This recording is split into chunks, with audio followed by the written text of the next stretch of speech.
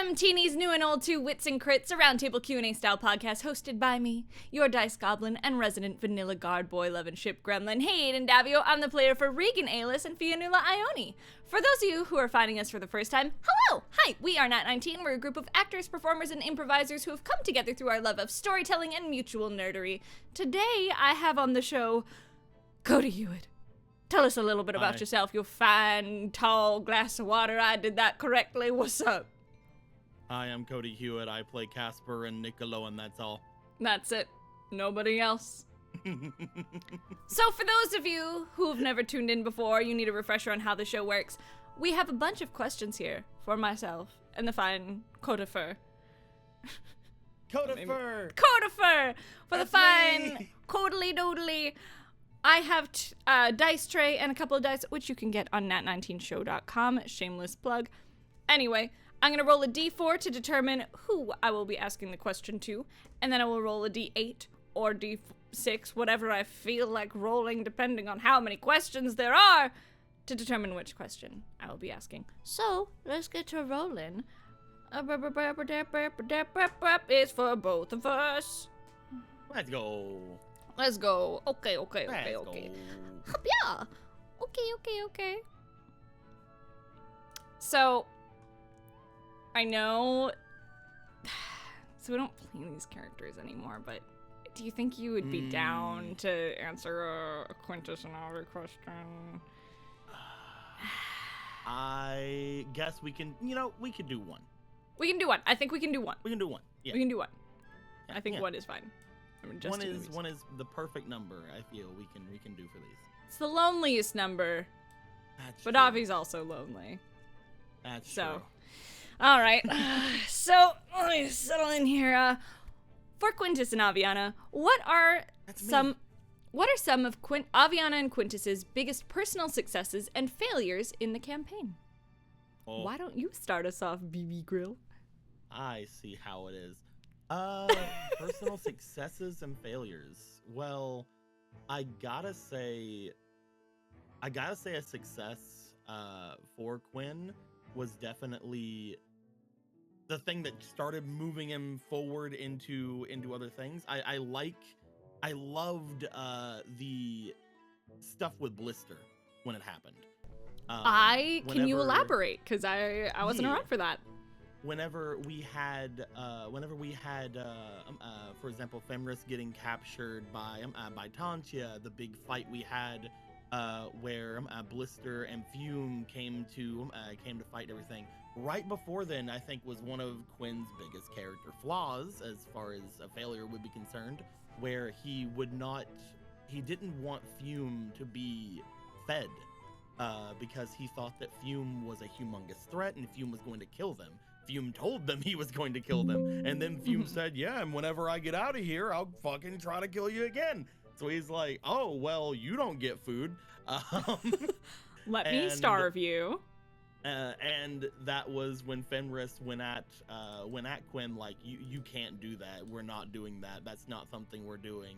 We're supposed to be, like, setting a higher standard. And Quinn left because he's like, you're right, and I don't know how to say that. I don't know how to go away from my thoughts of what I want with you, but you are correct. Duh. And that set things in motion for Quinn to really start growing. But I believe Blister was one of those where it was very interesting, because it was right after that. They had captured Blister being one of the strongest opponents they've ever faced. And in the end, they ended up letting Blister go, and Quinn tried to fight Blister like one-on-one, tried to go through things. They beat him. They just flat out beat Quinn to a point where he's like, you're stronger than me. I don't know what to do. Because it was basically a one-on-one fight. The others were fighting like Tantia and everything like that. The Blister was like almost a one-on-one with them, and it was crazy.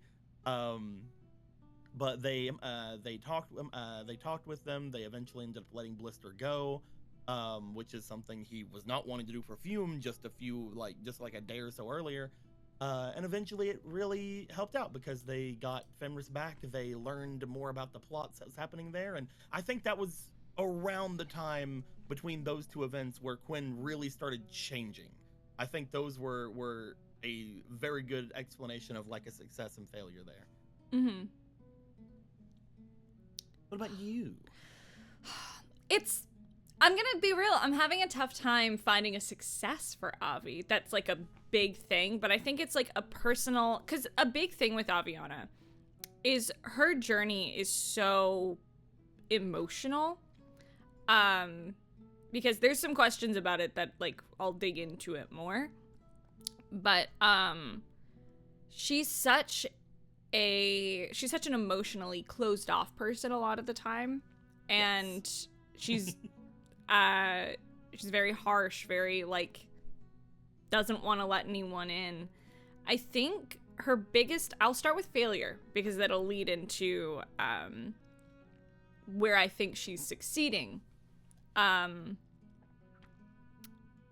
I think her biggest failure was in Honokuni when she let her emotions and her violent tendencies, which she equates to her demonic side, the demonic half of her, she let her emotions and her anger get the better of her when she beat the ever-loving crap out of Miriam after Lexi died.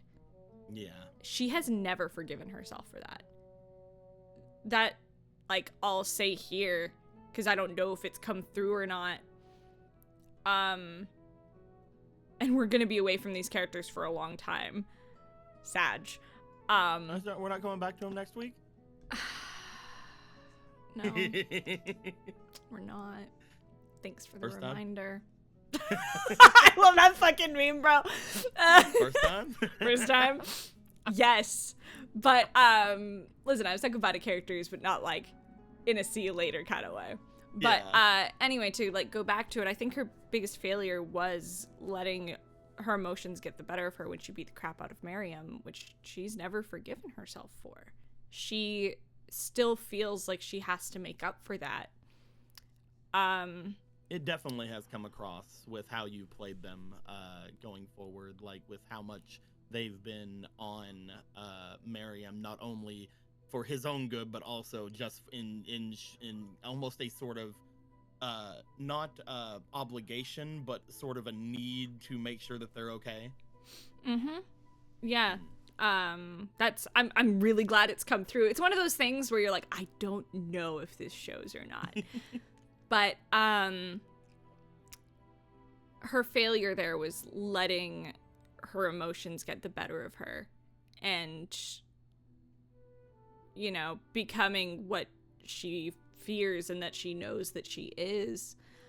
But I think her greatest not like biggest success or like the greatest thing, but I think a success for her has been letting the parts of her that she's been too scared to show, letting them show, letting those softer, more girlish sides of her show, because those are in there. Those, like, sweeter things, those softer things. Like, I think her biggest success, and this might not seem like a big deal to anyone else, but this is a huge part of Avi's journey, at least, like, personal journey, is when she sang in the tavern in the epilogue.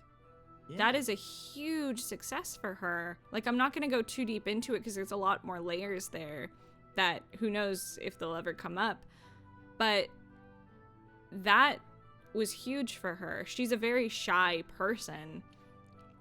And that was, like, the biggest way of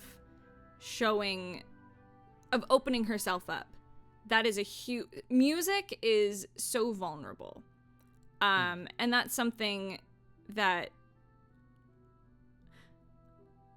for Aviana is so special to her in a lot of ways. Like, the first person she ever heard sing was her mom, was her singing her the lullaby, which she then sang to Miriam and the reason she sang it to Miriam then is she didn't know what to do. Avi's not good at words. She is an actions person.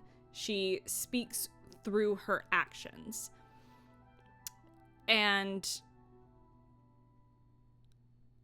because, like, we've seen when she tries to comfort people, she's not great at it. She called her boyfriend's brother a douchebag to his face.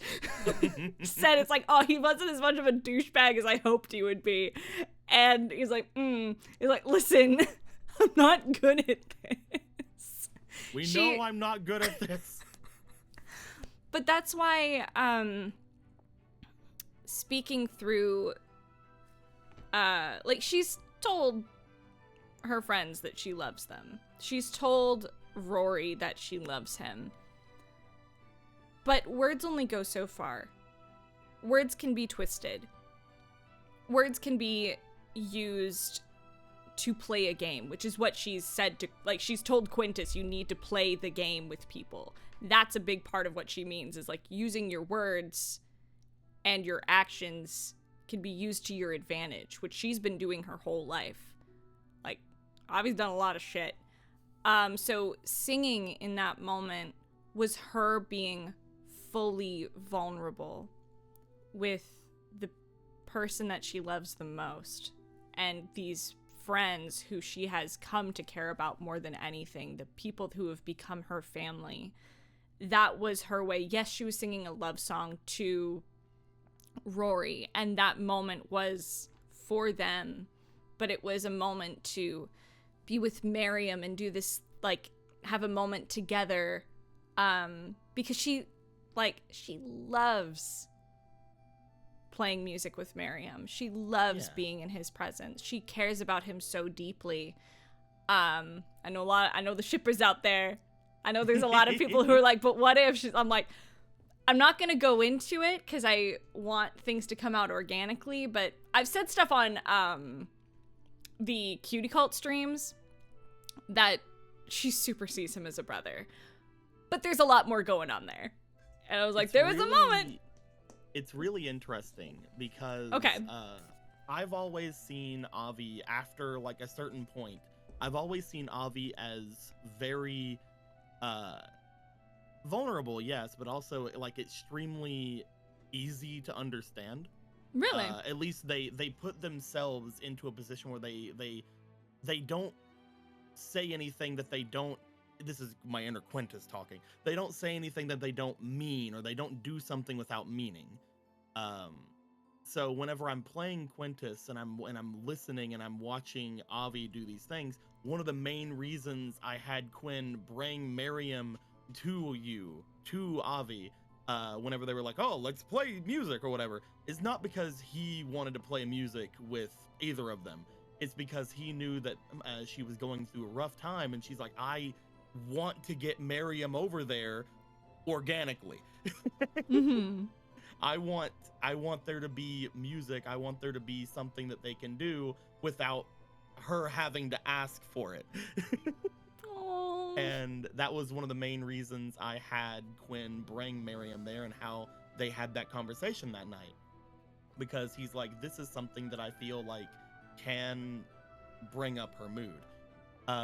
You mention the thing at the end where it's like you have to play the game, Quintus. Mm-hmm. Quintus, I'm so happy you brought this up. Okay, let's fucking go into it. This is what I wanted. This is a very fun thing for me, and the reason I didn't bring this up as one of my successes or failures or anything is because it hasn't completed yet. That's I true. don't think. No, I don't think so either. I cannot wait to get to the land away. Bro, I have been thinking. Keep going. Yes, same page. I cannot wait to get there because I want to have Quinn bring up how he sort of got the ideology he got in a more organic way, but Mm-hmm. I want it to be sort of shown the difficulties he was going through there. One of the main things that we've already seen is the fact that Quinn sort of felt abandoned by his mother very Mm-hmm. young, which is something I feel like he definitely has seen as a commonality between himself and Avi. Oh my Not in gosh, the yeah. extent- not in like the hugest extent of Avi was literally left with nothing. but he definitely, anytime she speaks of her mother, he feels a bit of a kinship with her. And one of the things that he, again, that I'll say now at least, is he's wanted to keep himself honest throughout all of his life. He's wanted to keep himself very blunt, and very rigid with everything. And he feels like that's what I want from my family. I want them to tell me what happened or tell me what's going on. So he's sort of almost subconsciously given himself a thing of, I want these things, so I will give these things, like even to a fault. So whenever he's finally learning from, again, the thing I mentioned earlier with the blister, letting her go, but also more showing recently with everything going on with Diane, is that he thought of his sort of noble life and his true self as completely different. He didn't think that he should use trickery or should use mincing words or anything like that in his noble speaking, because he's like, I want to make sure that I tell the truth all the time and be as blunt as possible. But he's not good at that. Mm-hmm. He's not very great at that, because it kind of goes against him being nice, and he wants to be nice no matter how much it's shown he's not. He wants to be a nice person. I really enjoy playing Quintus in those scenarios. The reason I was really into the summit, where like everybody was like hanging out and doing everything after or I guess during the tournament, was because those are just really fun moments for me, like role playing wise. Mm-hmm. I love like the high society aristocratic, like I love the dance. It's very fun. Oh, I love doing that shit. That's a big reason I cannot wait, because talking about playing the game, especially now, like that we know so much more, I cannot wait to get to the Land Away. Like, I know we're going through Grey Rock, and I cannot wait for Grey Rock, because like that's gonna be a huge like Vogan arc. We get to meet Miriam's family, maybe, which I'm like, yes, please, because I have some thoughts and I can't wait. But like, it's gonna be playing the game, because Avi's mentioned in character, and you've mentioned that like Quintus hasn't picked up on this, which is gonna be delicious. Is that Avi Plant, like Avi's idea is to impersonate her mother. Yes. And that is not something Quinn understands yet. No. I really want to do it, because we were having that conversation. I'm like, oh my god, what if I did this? And I'm like, I want to do it so bad. And I've talked to people about it. I was like, bro, I have no idea how this is going to go. All I know is that Avi wants to do it. And I think Brayden, when they were here, it's like, you're going to kill them. What are you doing to her? I'm like, it was her idea. It came up during game, so I don't know. But like, it's playing the game, like watching people and like seeing, like watching for their reactions, things like that. And I can't wait to have Quinn and Avi in that environment together, because I want to work together, bro, so bad. Like, let's fucking play this. Let's do it. I'm gonna try my best to, because again, it also could just fail with my own understanding of these things, but I'm gonna try my best now to have Quinn be more of a charismatic force. I want him to be able to like hold a crowd better now, that he's trying to understand other like parts of himself and other people. I really want that, almost that shine that he felt like he almost had like back in the times of Summergrass, to really grow now that he's opening himself up, opening his mind up to other things. I won't talk more about what I really want to happen in the Land Away, because I feel like no matter what Logan puts in front of me, I know what I I know how I wanted him as a young person to interpret it. And that is something that is really I'm really gonna have fun with. I've talked to Carrie several times about things that me and her are gonna be doing in Grey Rock. Let's fucking go, bro. It's gonna be very fun. I feel like taking the step back for Grey Rock is gonna be extremely interesting, because that's what I wanted to do for a long time, was have Quinn just kind of try to go very futilely try to not be a Valor built for a bit, and then immediately go back into being a Valor built. It's gonna be so funny. I can't promise Avi won't make fun of you. Oh, believe me, there's gonna do. be plenty to make fun of with what me and Carrie I cannot fucking wait, dude. It's gonna be great. Oh, you have to wait like over a year. But anyway, continue. The biggest thing I will say is any sort of tease for it is they're both gonna be understanding how silly it is, and they're both gonna be into it. It's gonna be great. I love that so much. Fuck yeah. Oh, we got so much juice out of that question. I'm so happy. Thank you. Thank you, questioner. For the only Avi Quintus question that we answered today. No, it's Avi Quinty. Avi Quinty. For the only Avi Quinty question we have today, it was a great one. Yeah, so I rolled it. It's for me. Okay. I think I can deign. Okay, let's see. There's a lot of Avi questions here, guys. I don't play this character anymore. It's a little bit hard to get back into that mindset, I think. Yeah, I can. We say as we just ramble for a long time. Yeah.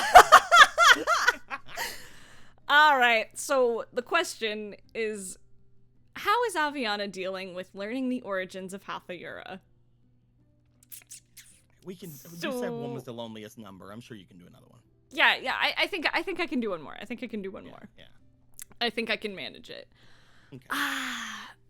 Not well. There's a lot of layers to her reaction, because I know a lot of people interpreted it as, she thinks that is now entirely her origin and what she comes from, and that is her.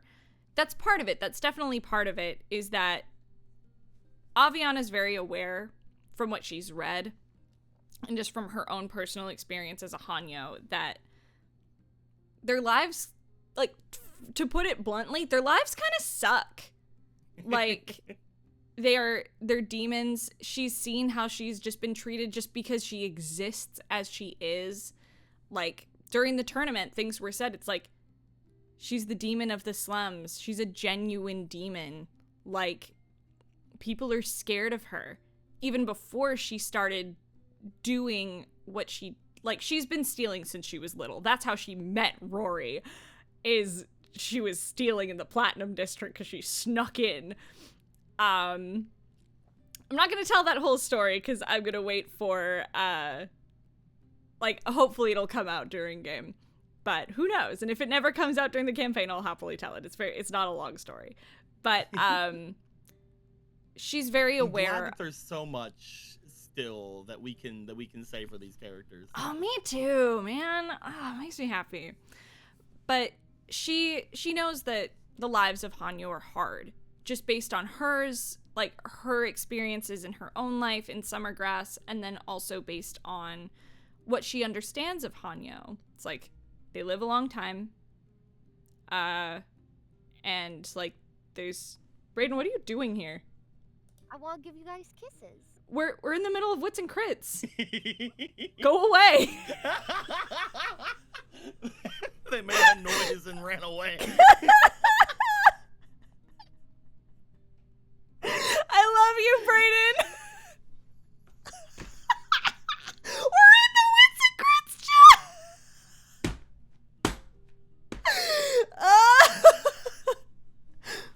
Oh my god.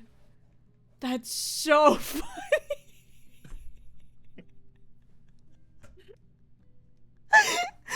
Oh, I need a second.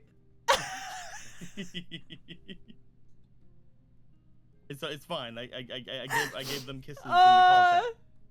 I didn't expect a one-on-one Wits and Crits. Love you.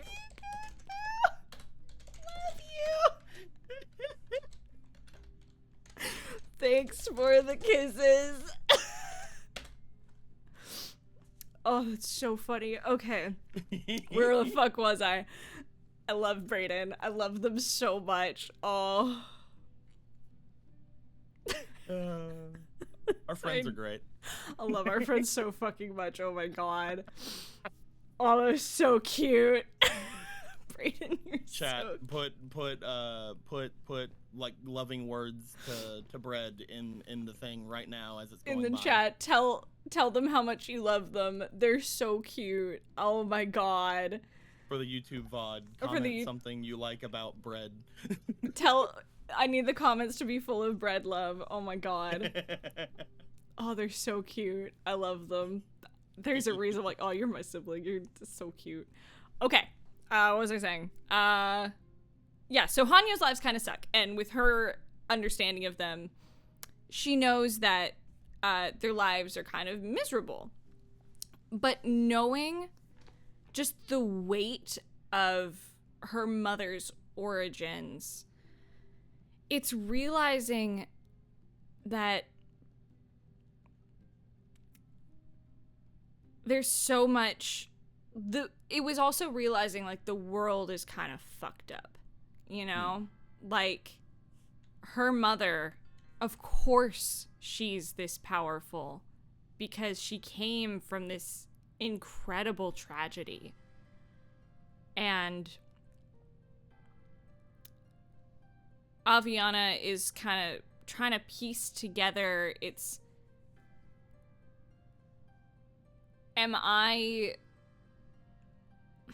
it's hard to put into words because I feel like I'm noticing like the dancing as well, because you don't want to give away too much. Yeah, I don't want to give away too much, so I'm trying to like parse how I want to say this. That's how you can tell the questions are juicy. Yeah, it's the thing is, it's like, this is something I've been thinking about nonstop since we found this out from Seiryu no Tenkei. I've been thinking about this constantly. So I'm just trying to think how much I want to say. It's that Aviana has always struggled with her origins, and she's always wanted to know where her mom comes from. And part of it is being sad for her mom. That's a huge part of it. Her relationship with her mom is, I'll talk a little bit about it because it is inherently an abusive relationship. I said it, like, there's a reason in the Raven Daughter's Lament song that I wrote that I chose to use the words, I think it's like, your words are a poison to which I keep returning. It's an addiction I cannot shake. She's been chasing her mom so long and chasing that high of her attention from when she was a kid. It's chasing being loved. And that is the cycle of abuse. Not even the cycle. Well, yeah, it was her mom would give her attention, she would cling to it, and then she would let go. And then the moment she gave her attention, she would cling to it. And it's Aviana, even after 21 years now, because she's 26 now. So after 21 years of her mom being gone, that wound is still there. Yeah. And finding out, like, yeah, her mom's done horrible things. Part of the reason she's so protective of Miriam is because of what her mom did. Yeah, it's the connection. It's part of because of what her mom did that she feels that she needs to. And she said, like, something similar to this, like, after the Tenebros fight. Or I might have just, like, said it. It's like, when she looks at Miriam, she feels immense guilt. And she has taken on a lot of her mom's burdens. It's a big reason that she started protecting people in her district when she was strong enough. Her mom fed off of them. So she's doing the opposite. But at the end of the day, she still, for better or worse, she still loves her mom. So finding out that this huge tragedy made her mother, she can only imagine, because she knows that yokai are dark beings. She's aware of that. She knows what yokai are. I mean, hell, they were in Honokuni. And she's seen that. She's dealt with, like, raven yokai and things like that since she was young. She wants to know if her mom ever felt any pain, emotional pain from being born from a tragedy like that.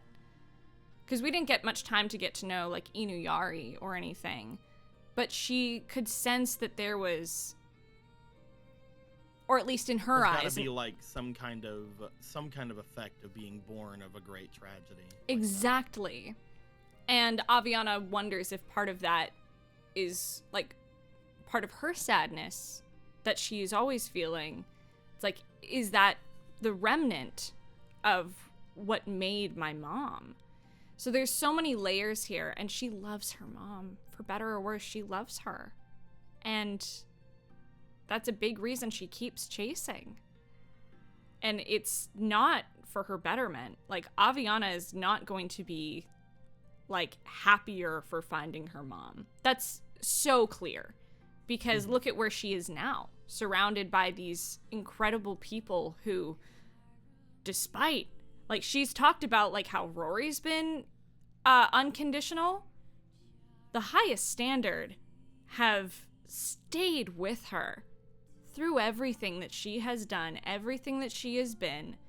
Aviana has not been pleasant to be around. She has been harsh and cruel, and that's it. Like, she has been horrible to be around sometimes.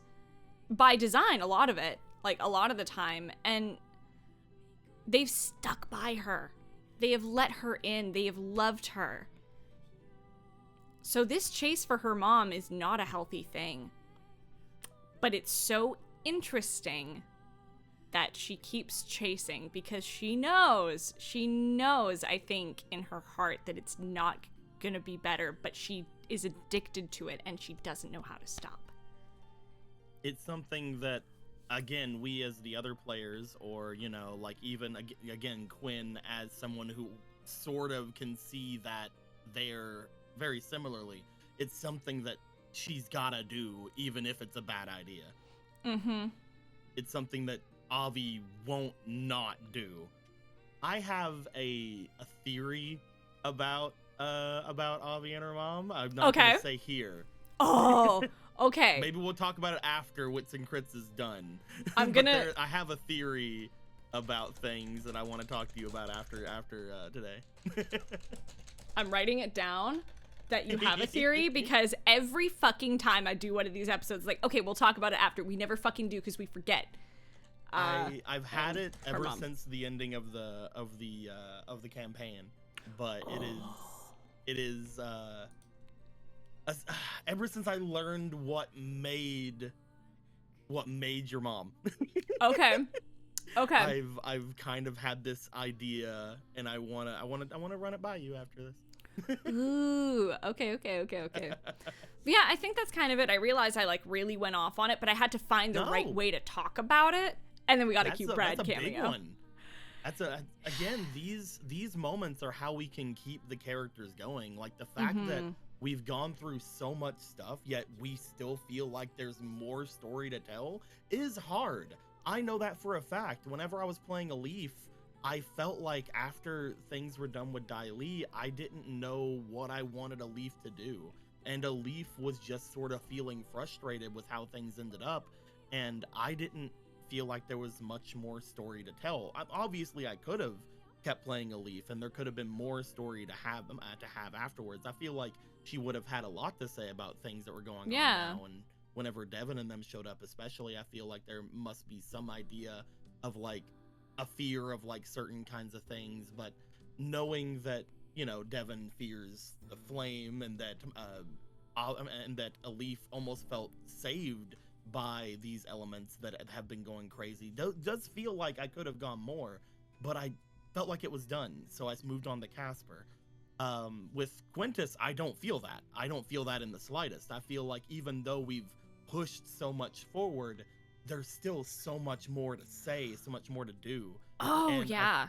Looking at, like, I'm glad that everybody else is having the same thoughts with their characters, because like we've seen so much with Avi, but we don't know everything, and now we have like a whole like potential like understanding of what she was doing in the land away that we have to follow with Avi wanting to pretend to be her mom to try to get more info and stuff. It's gonna be so interesting.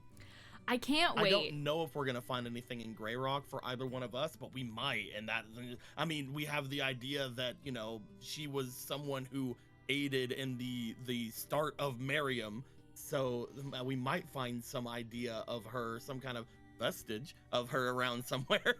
Oh yeah, I think most of our stuff's gonna come to a head in the land away, but I'm very much, I'm like, I think there will be crumbs for us in Grey Rock. Yeah, mostly Miriam stuff, which is where Avi's like, that's where her brain's at. She just wants Miriam to be able to be happy. And she has some thoughts. She's been having some thoughts and feelings like ever since he was reborn, and I'm not going to go into it. Those are going to stay in my little brain hole until we play them again. Because I have some ideas and some thoughts that I haven't got a chance to bring up to Miriam. And I don't know if she will until things come to a head. So I'm very curious. I'm without getting too much into it, I am really looking forward to people who knew Miriam before all of us seeing how he is now, and seeing how excited or not excited they'll be because of it. I am very curious what people's reactions will be now that he is a human. Because depending on how excited they are, things can get a little bit weird as well. If I will say this, knowing how Avi is, because like it's literally fucking Quintus and Avi on Miriam Protection Squad. I feel like is gonna be the Grey Rock experience for us, because it's gonna be so juicy. If dude. anyone is like, oh, thank God you're a human now. Avi might square the fuck up. I can't promise she won't go full Avi on someone, because that's her fucking family, for one, and two, how fucking dare you? Yeah, just because you're human, you so think you're crazy. It's also the idea of just like, this has always been Miriam. Miriam has not changed. He has changed outwardly, but this, like, everything you're praising has always been there. He's the same person. He just fucking looks different. Ooh, I cannot wait. I can't fucking wait. I can't wait to get to his family. Like, I want his family to see him so bad, because, oh my God. Oh my God, it's gonna be so good. I don't know why I fell into a fucking Valley Girl, but here we go. Oh my God, it's gonna be so good. I'm gonna roll the dice and see the question. Oh my God, it's for you. All right.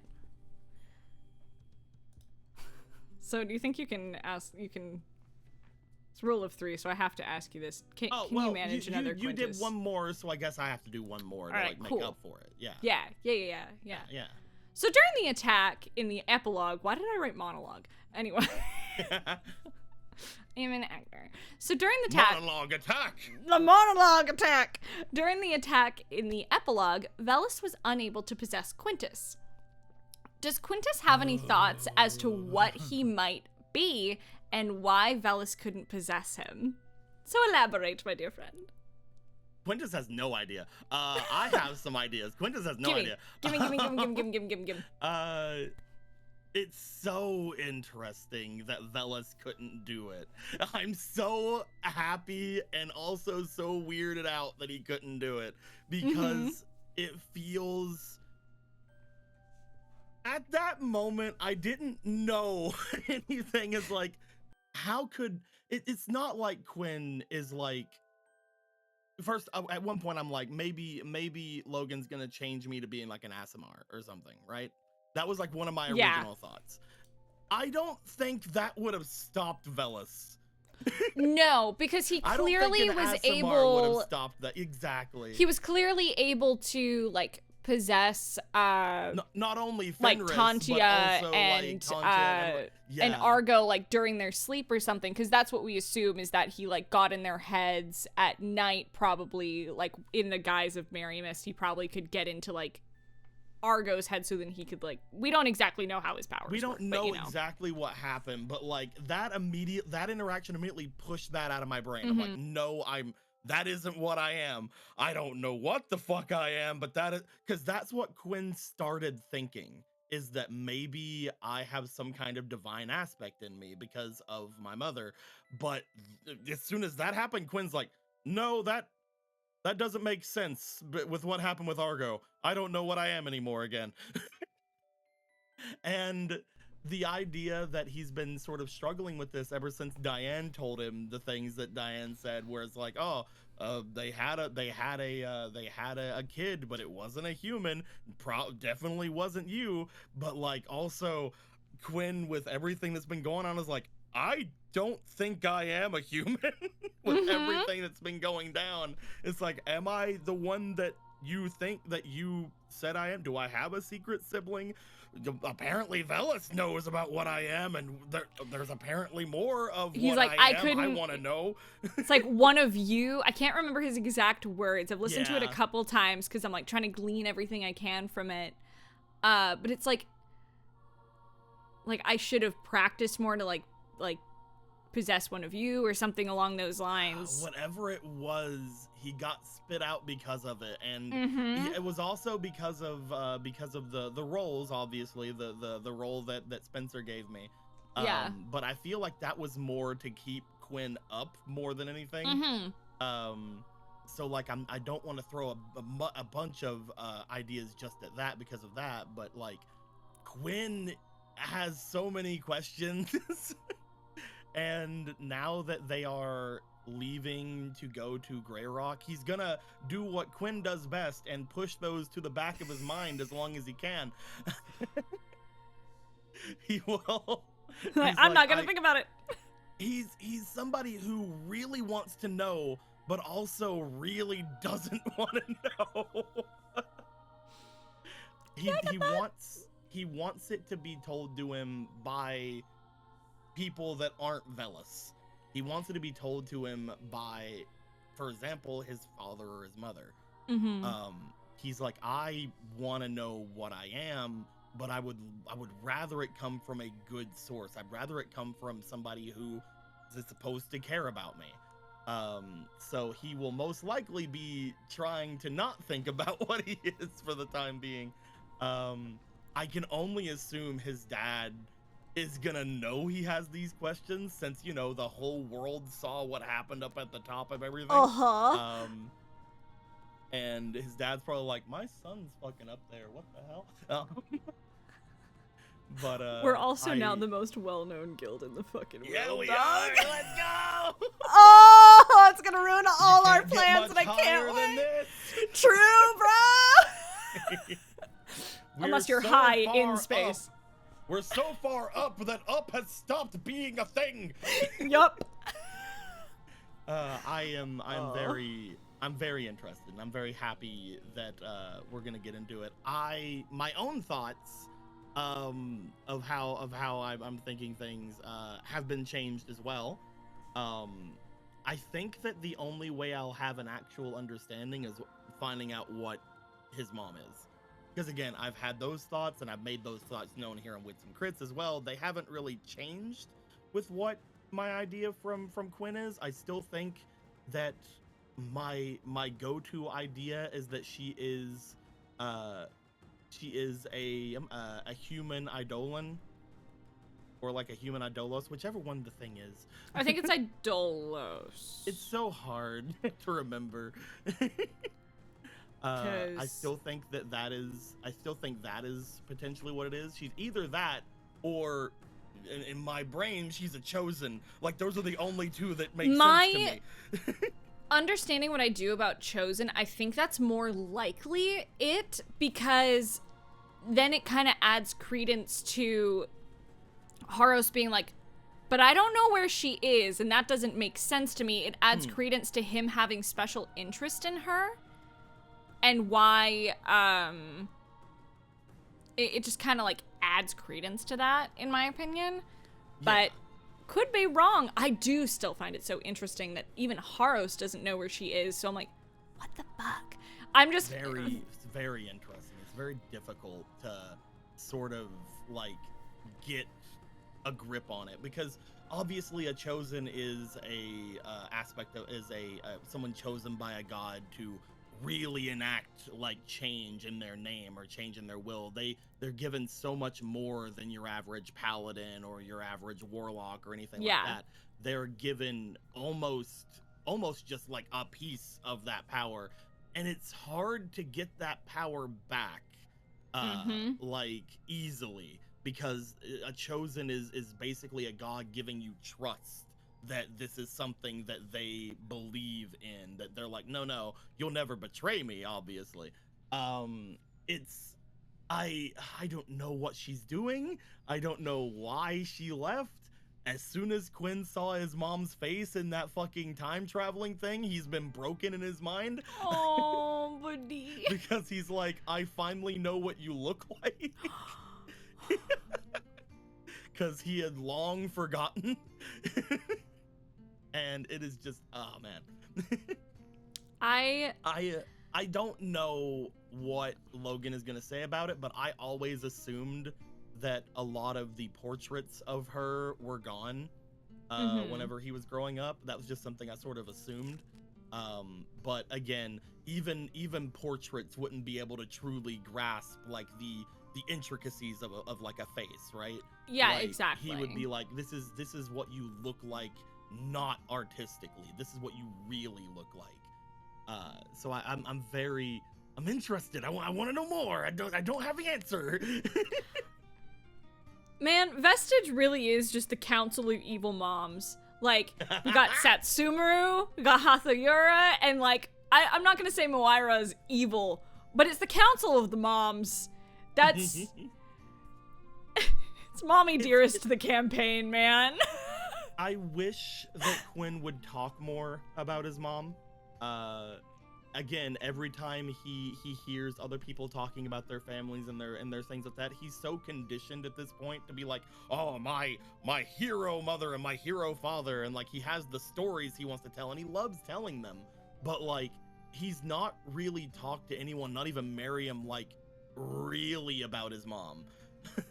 Like he's not like done that, and ever since Haros brought her up, that's the closest he's probably had to actually finally talking about it. Do you think it's gonna be so interesting? Do you think there's a fear there for him?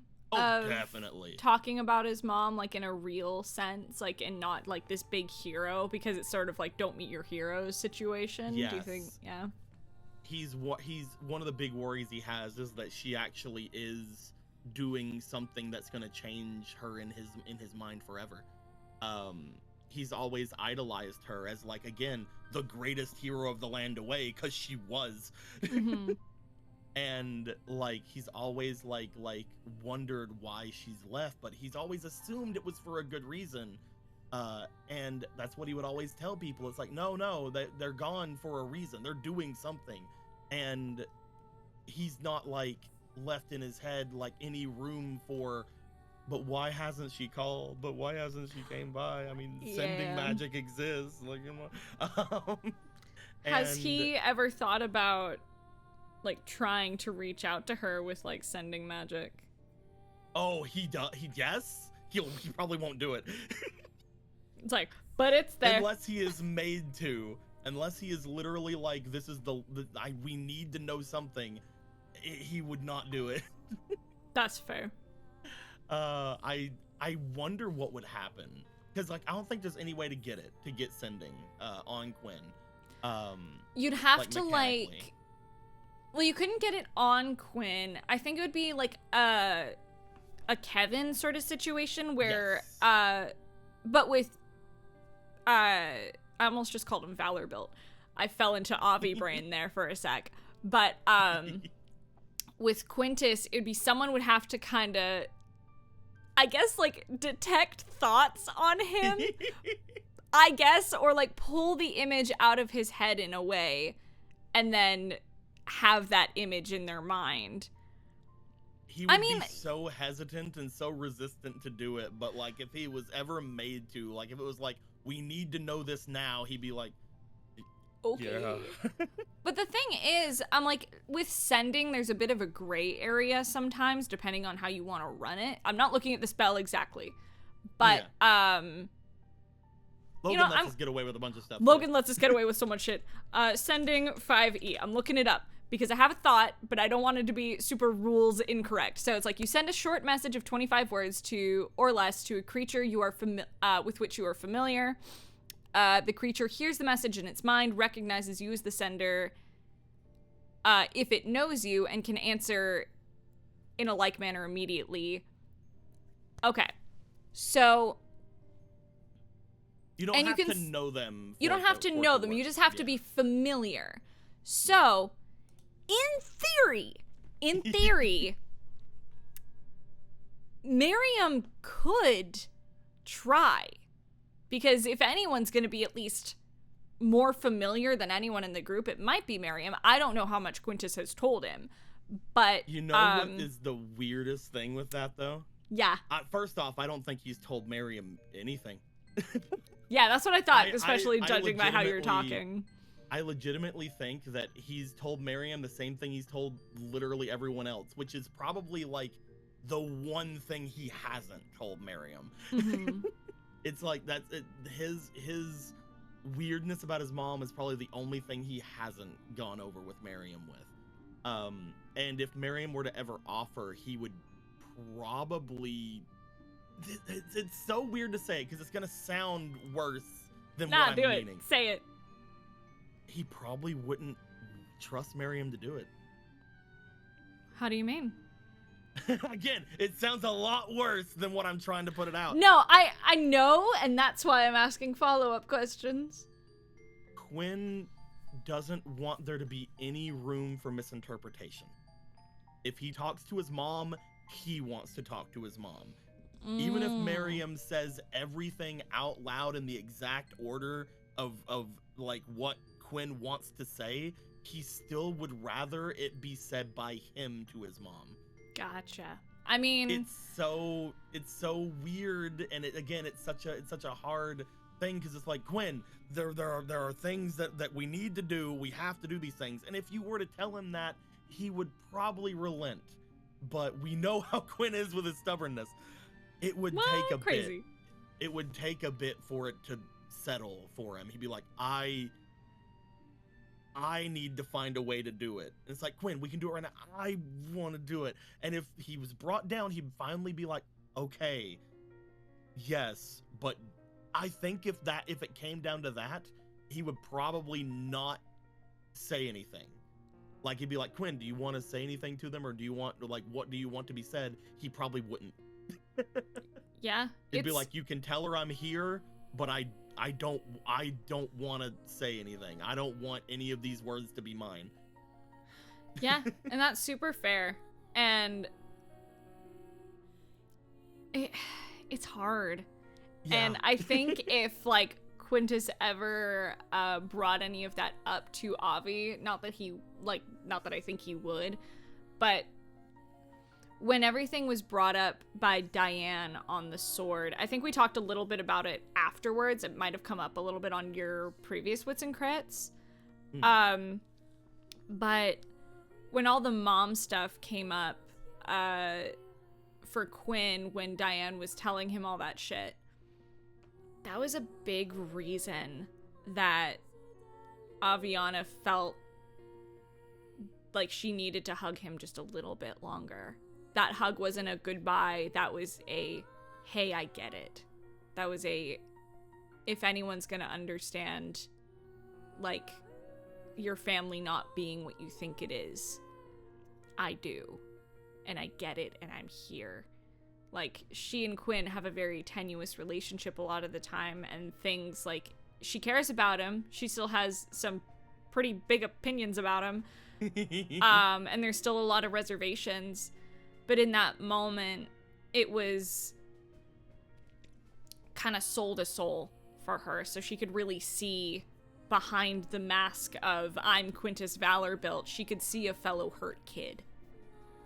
Oh, I again, it was sort of played off as like a sort of funny at the time, but I made sure to say after, whenever all that was going down, that he left. He went off somewhere for a bit after all that was said, because he's like, I need to be somewhere where I am not seen.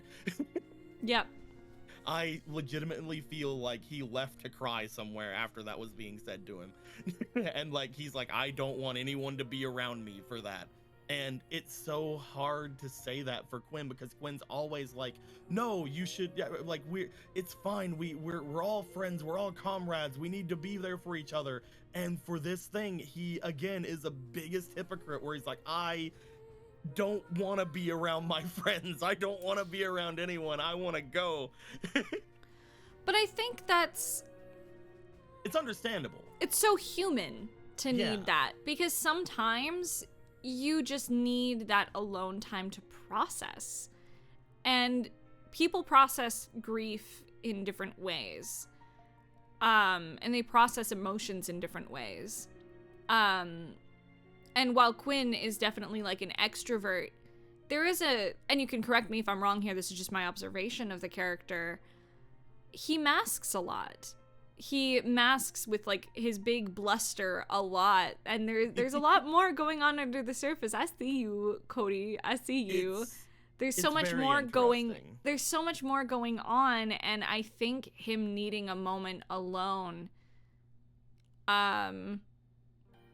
makes sense, because that's a lot to process, and having people look at you and having to answer questions from them, you can't do that when you're trying to process big emotions.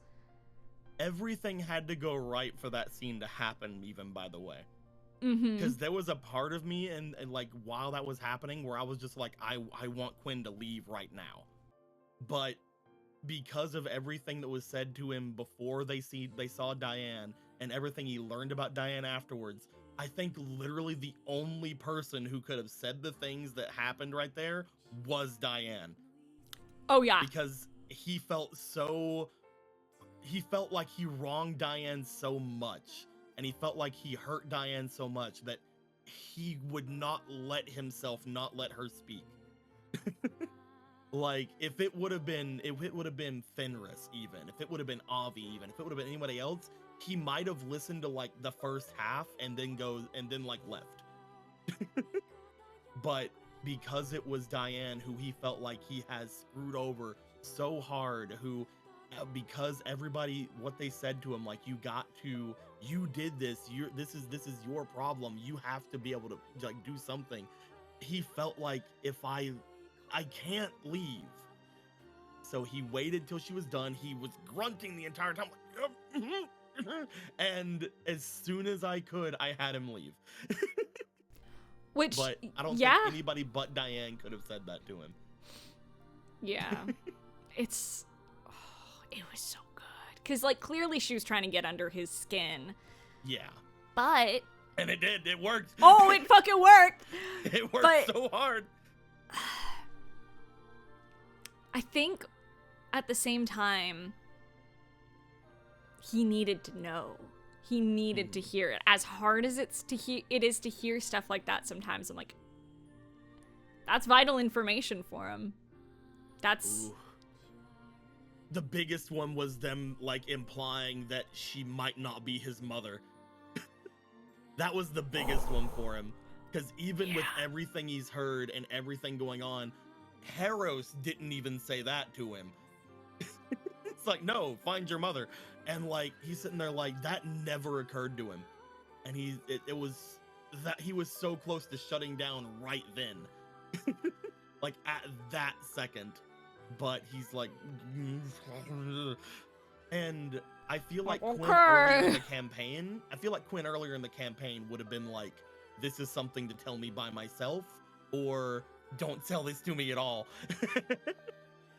But like, because this is Quinn at the end of campaign 1, definitely allowed all of that and more. He would have been there for more. I feel like he would have probably taken a bit more from Diane if they wanted to dish it out.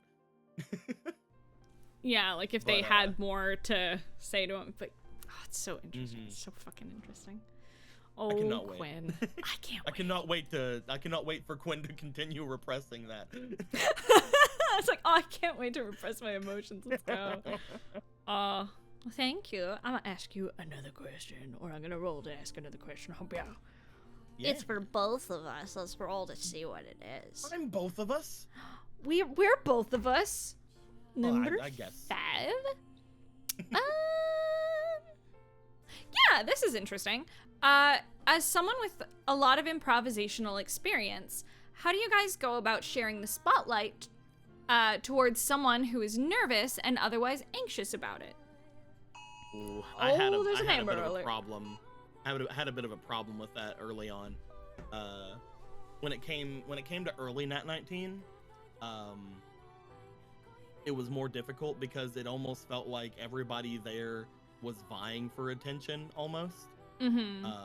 Not in the bad way, obviously. Like we were all doing the best we could, but like nobody really knew exactly how things were fitting in, and so it led to inevitably Aaron being a little bit quieter, Carrie and Izzy learning they didn't have to always be the funny ones. They could like feel if they wanted to. It led to like whenever we got more people in, whenever Breg came in, they were extremely quiet. But Spencer was loud. You know, it was very difficult for me because I'm naturally a loud person. I just am. What? And I try my best not to be, especially nowadays. But whenever Breb was coming in, especially, I talked over them a lot in the beginning. And it wasn't because I was vying for attention at that point, but it was definitely because I was used to having more talkative people around. And when it came to Aaron was definitely like playing just a quiet character. So they kind of had a sort of command over a scene if they wanted it. But like Breb was different. Breb was kind of talked over a little bit, and I grew to try my best to stop that. And I do occasionally still talk over people. I try not to. It happens. It's also the nature of being on Discord. Yeah. There is a disconnect there whenever you can't see somebody going about things. You can't like mess about with things going on. The biggest thing that I've learned, and I try to put it in practice as much as I can, but it's if you do interrupt someone, instead of like, you know, lingering too much on it, you immediately be like, what were you saying? Or like, you know, bring that back over to the person. Yeah. Yeah, because I feel like that gives them almost like a platform at that point. It's like, oh, like, you know, it's right here, where like they might have still been talked over beforehand, or they might have forgotten it. It at least gives them the chance to be like, what were you saying without any interruptions on my part? Yeah, and it doesn't all the times help. But it doesn't work every single time, but bringing it back, like that's because like you're always gonna have quieter people. I can be both loud and quiet. It depends on the day, honestly, and it depends where I'm at in character too. Because that also plays into it. But I think it's bringing it back to someone. If you like heard them trying to speak up, it's like, oh, I'm sorry. What? It's like you don't even have to apologize. You can do it in character. I've done it plenty of times. Like, Flux, what were you saying? Like I missed that. What? Like you can still do it. Bringing it back is so good. Bring it back is so good. Or if you've noticed, that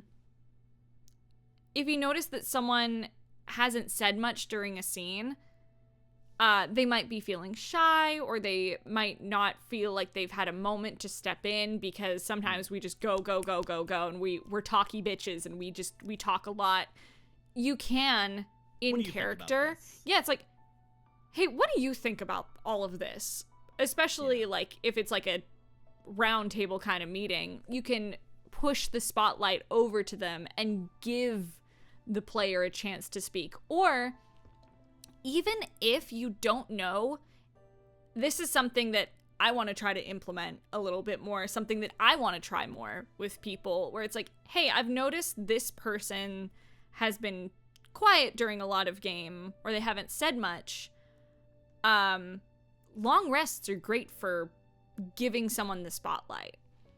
So even if you don't have anything that you want to talk about, sometimes that can spark the best conversations. Be like, hey, I want to take a long rest with so-and-so. And if you get to, like, sometimes people, like, sometimes watch order needs to be a certain way for, optimizing. For D&Ding. For D&Ding, for optimizing who has eyes. But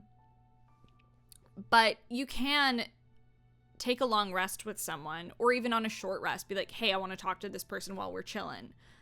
And you can just start asking them questions.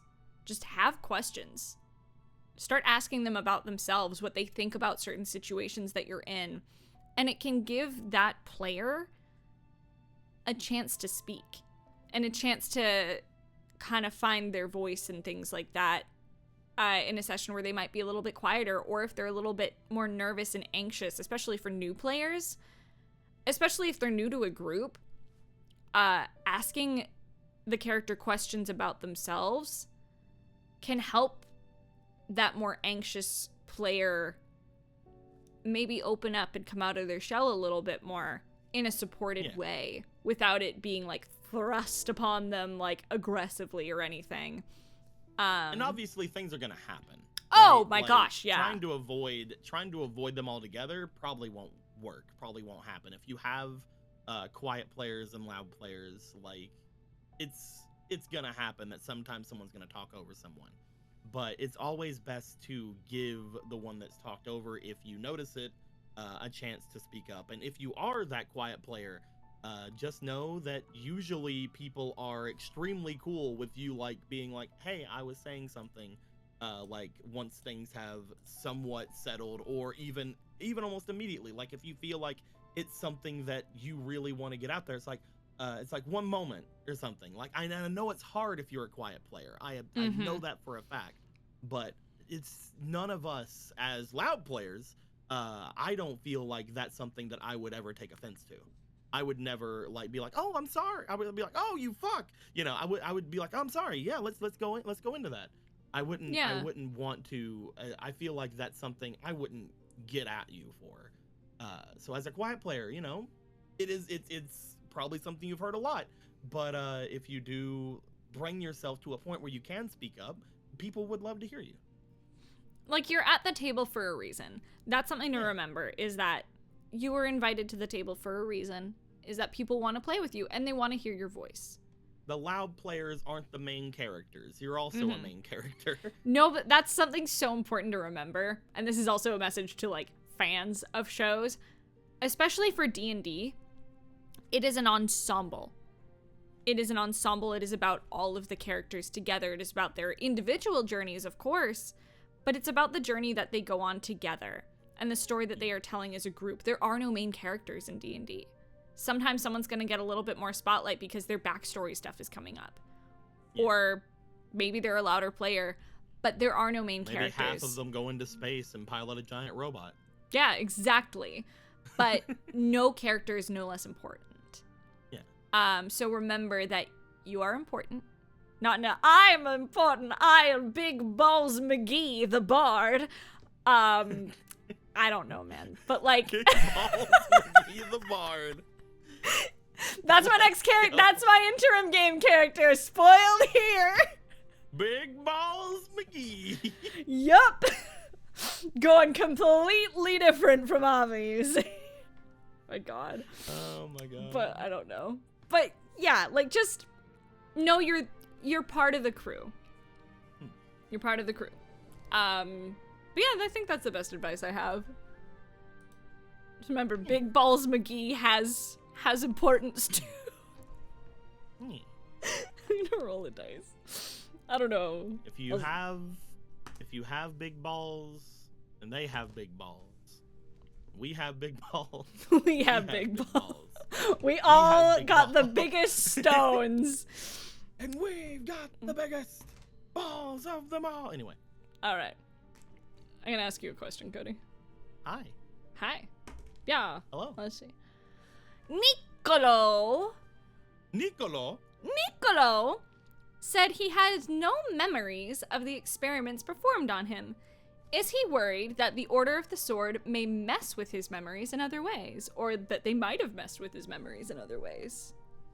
Oh, I definitely think Niccolo, once he has time to process this, is gonna have a lot of questions.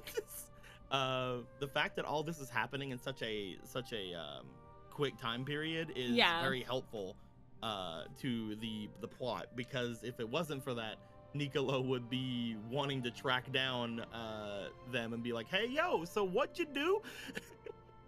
So what happened?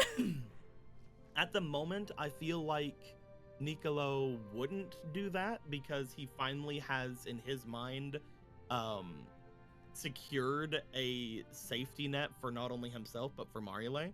Now that he knows that they know he still exists, and he knows why they were sort of like fully into like what his movements and everything were, he's like, okay, I get it. I'm not gonna have to look over my shoulder for someone to murder me every moment of my life now. Because that's one of the main reasons they were living such a smaller life in the beginning, was he's like, we don't need to get no condos, we don't need to like get any humongous jobs, we need to lay low, and Mariole hated that. Yep, it's like we need to live under the radar. Every fiber of her being. And now that that's sort of settled, that doesn't have to happen anymore. He is sort of worried about everything that went down, but he, at the moment, again, we just brought up like last game or the game before that he even had a childhood.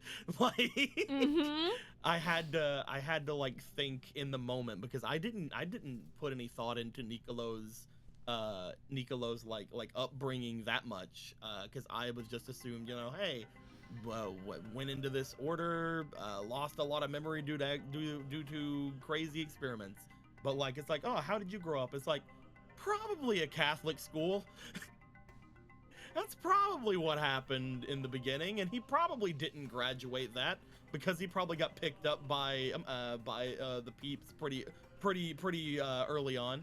But it is essentially how I feel things work in that world, where he is going to process it, and then in the, if this is the first game in this game we have, like if this is the Devil May Cry 1 that we have, the Devil May Cry 2 or 3 will be Niccolo going, no, I'm gonna go infiltrate their base and find out what the fuck they did. Like, I'll be back. You guys having fun?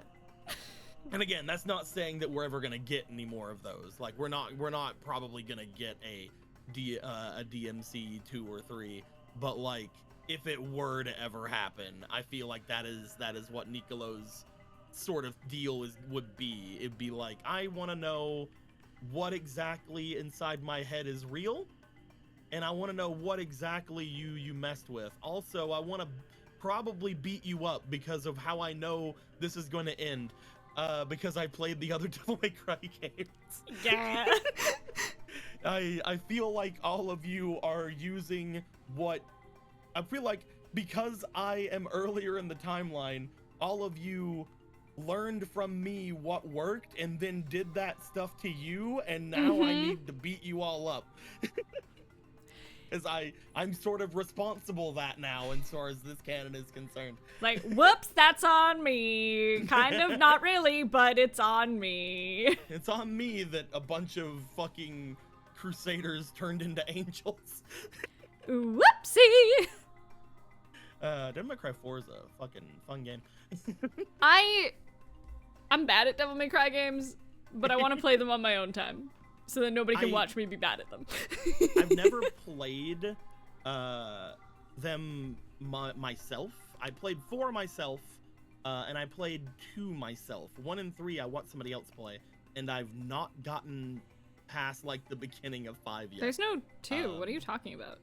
There's no See? 2. Do you know how bad that is for me as like one of the only ones I've played that everybody hates it? It's like, oh, okay. Sure. That's fine. thought The it was only one that okay. I've played the vast majority of 3. I never finished 3. Because I was playing it while I was streaming.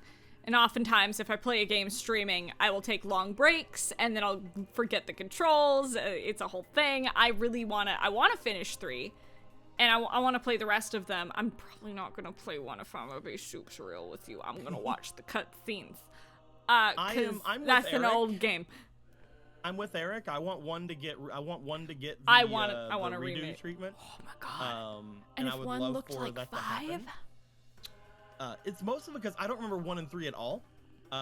Because I didn't play them. I saw everything. I saw all the cutscenes. I saw the gameplay. I saw everything. So if I ever look at it, I'm sure it'll all come flooding back to me. But unless I'm doing something, I don't retain it. It does not stick in my brain. Yeah, that's super fair. It's one of those where I'm like, people can tell me things, but unless I actively do them, It's hard. it doesn't super stick with me. Like, Yeah. there's reasons that I'm like, I remember certain aspects of, like, games. It's because I fucking experienced it, and you go on that emotional journey with the characters. But I'm like, It's difficult. It's difficult. But yeah, no, I would love for 1 to get a full remaster. Oh my god, that'd be so good. Because If I we know nothing ever- about DMC4. Really? I know fuck all. Well, like, I know very A little. lot of what happened here, you're gonna love if you ever get to DMC4. I'm like, I know about Nero. A lot of what happened around Nicolo in particular, you'll love in DMC4.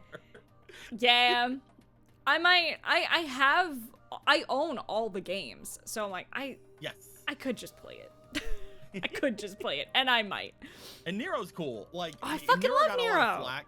Nero got a lot of flack in the beginning because it's like, oh, new pro tag. Yeah, that's always how but it like, do. Nero was so cool. Like, whenever I first played 4, I'm like, this is amazing. To a point where whenever I start playing 5, I'm like, things have changed. But like, you know, Yeah. it's still awesome. I want to play 5 because I watched Logan. I watched Logan play it when I was before I started living with them. When I thought it was just going to be a trip. Yeah. Oops. Cut to a year and a half later. But I watched Logan play it, and there's a certain character death. I don't know how much you know about DMC5. I've seen like the first hour of like actual stuff. Well, there's a certain character death that hit me really hard because they are played by a friend of mine who had passed that year. They had, I'm hesitant to say, okay, so I need you to make me a promise that you're not going to look up the cast list beforehand. I don't know anything about anything. I'm good. Muy pagiente, my friend. My friend Brad Venable passed away. Amazing, wonderful human. So talented and just kind. He was kindness incarnate. He played a character in the game, and it was only a month after he had passed. He passed from COVID. And so watching that character's death, I needed a fucking minute. I was ugly crying. If any of the chat is like looking up who it was, you'll know. Just, you know. I just don't want to spoil Cody. But yeah, so DMC5 is real good. I don't know why, but ever since I was a kid, I've never been able to really put voices to people, and I've always thought that was the point. Whenever it came to like voice acting, like a lot of people are like really good at getting into their characters. So my brain just doesn't really associate them unless it's like the like voices that are extremely understandable, like Johnny Young Bosch. I can pick out that, but like usually a person is extremely difficult for me to pick out of anyone. But the only reason I even know Johnny is because I every time I hear Johnny, I think of Power Rangers. So Yeah. like that is like the biggest reason I know them, I'm pretty sure.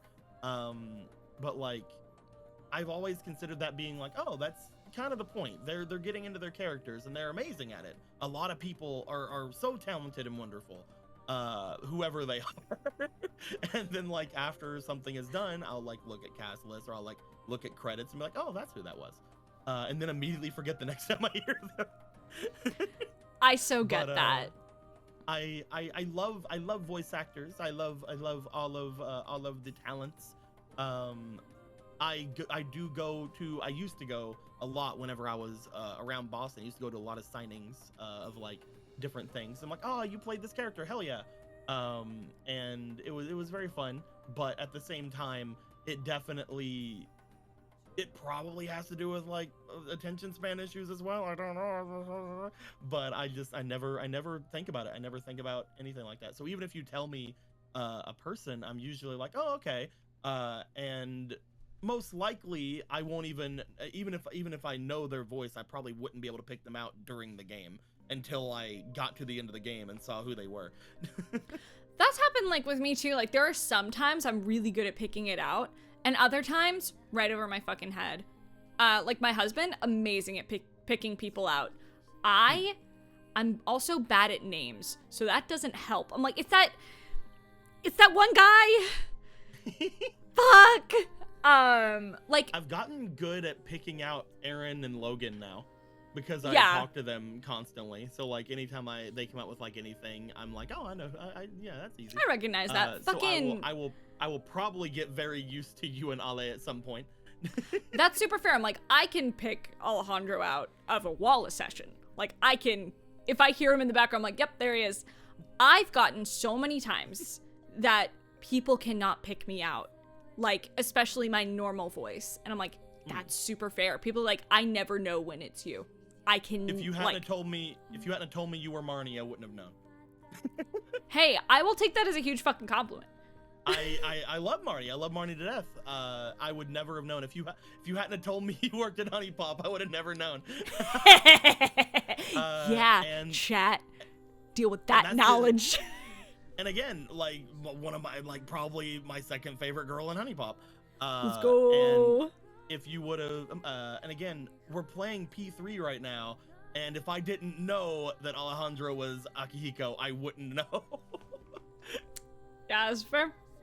And so it's good. and it's nothing like against it. All those voices I love to death. I'm just not able to associate them to a face easily, or to a feeling, I guess, in your guys' case, and since I don't see you guys in front of my face. Yeah, I super get that. I think that's kind of, we're super going off, but I'm like, whatever.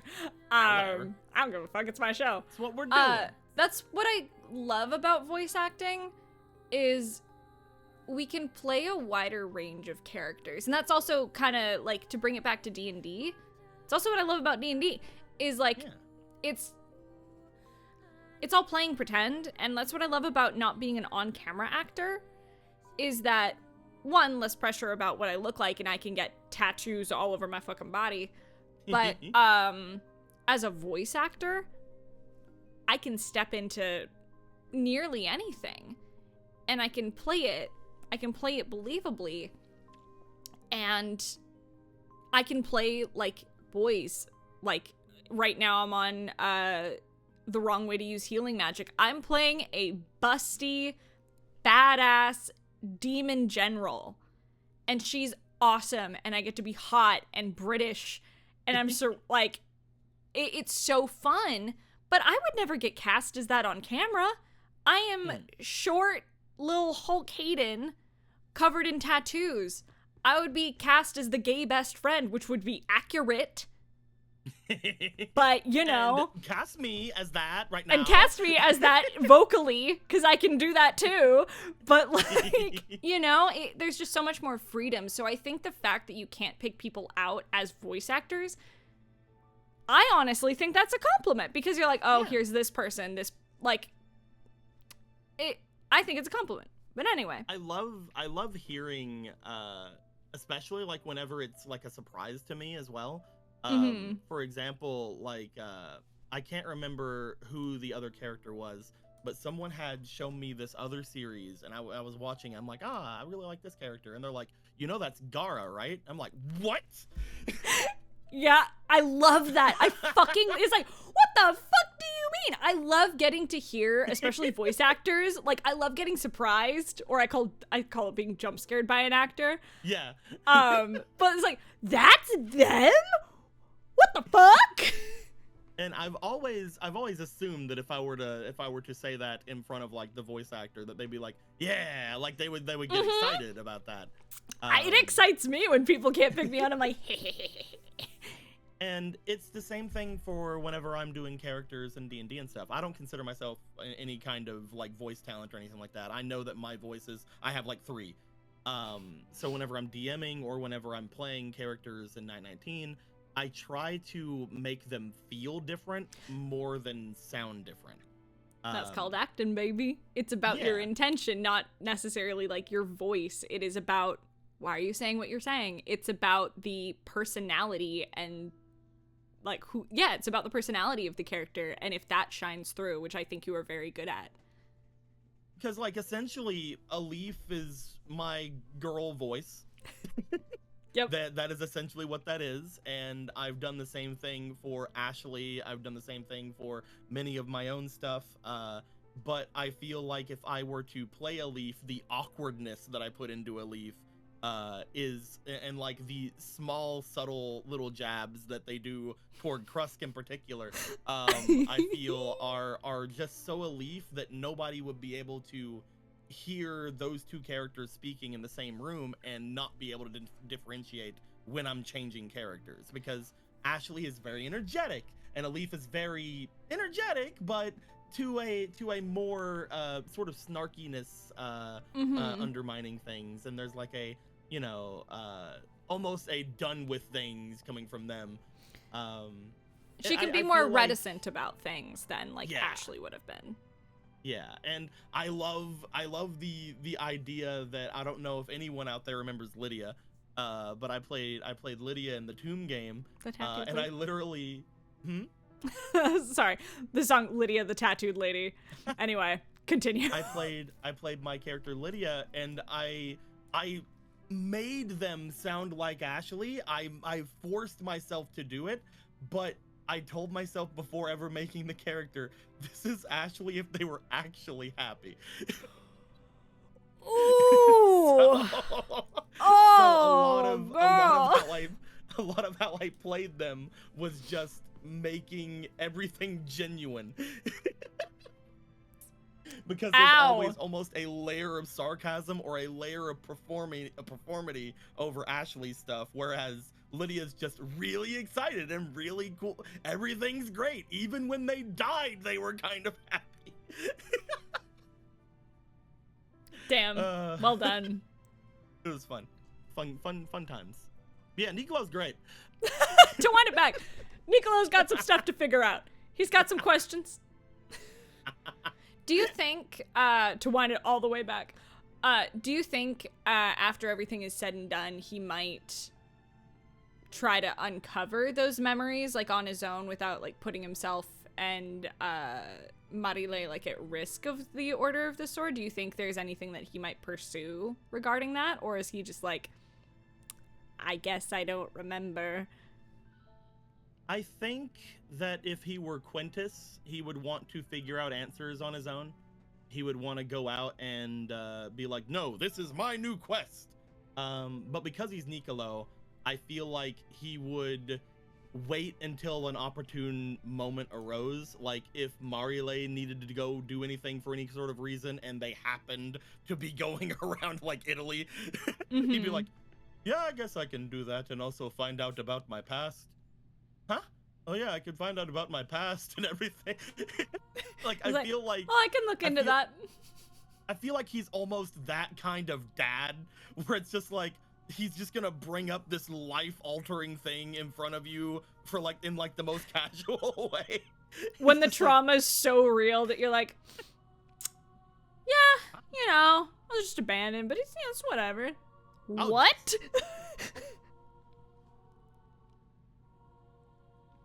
don't know what he's doing. He got mad at me for a minute. Dante. But yeah, I would say that he would probably not go off on his own and do it. If any of the group, because he basically at this point is considering everyone in the group either friend / child. He is literally like, oh, if any of them ever make their way anywhere and there just so happens to be something about anything with me, I'll be like, yeah, I'll focus in on that, but mostly I am protective dad. I will go along with anything the other ones do. And it's so fun to play that. It's so fun to play. Nicolo doesn't seem like how I play him, a chill character, but he's kind of a chill character. He's kind of just a chill dude. I mean, that's kind of how Theo feels about him. Like, Theo doesn't really think much. She's like, What? I think about it, it hurts. So not I think going Theo to. in particular is like really interesting when it comes to Nicolo as well, because like in the beginning, Nicolo was the only one up, seeing what was going on with like the sword going into Theo at that one time, and like ever since then he's been like, And again, if it wasn't Arden, it would have been Nicolo in the very end there, where it was like, you're not taking Theo, because it was literally, he was, as soon as Arden's like, I guess we're bad guys, whatever. He's like, oh, I guess we fucking are. Let's go. Like, he was gung ho, ready to join Arden immediately. oh yeah. Theo felt so loved, but also so worried about her friends. She's like, guys, holding off don't. so much. I was like sitting there like, I know Arden's gonna say it. I know it's gonna come. And like it was great. I loved that scene so much where Arden's just like, I guess we're gonna be bad guys. So good. I was so happy. You guys fucking destroyed that game. It was great. Oh, so good. It was so good. I'm like, I can't wait to see what comes next. I'm so like,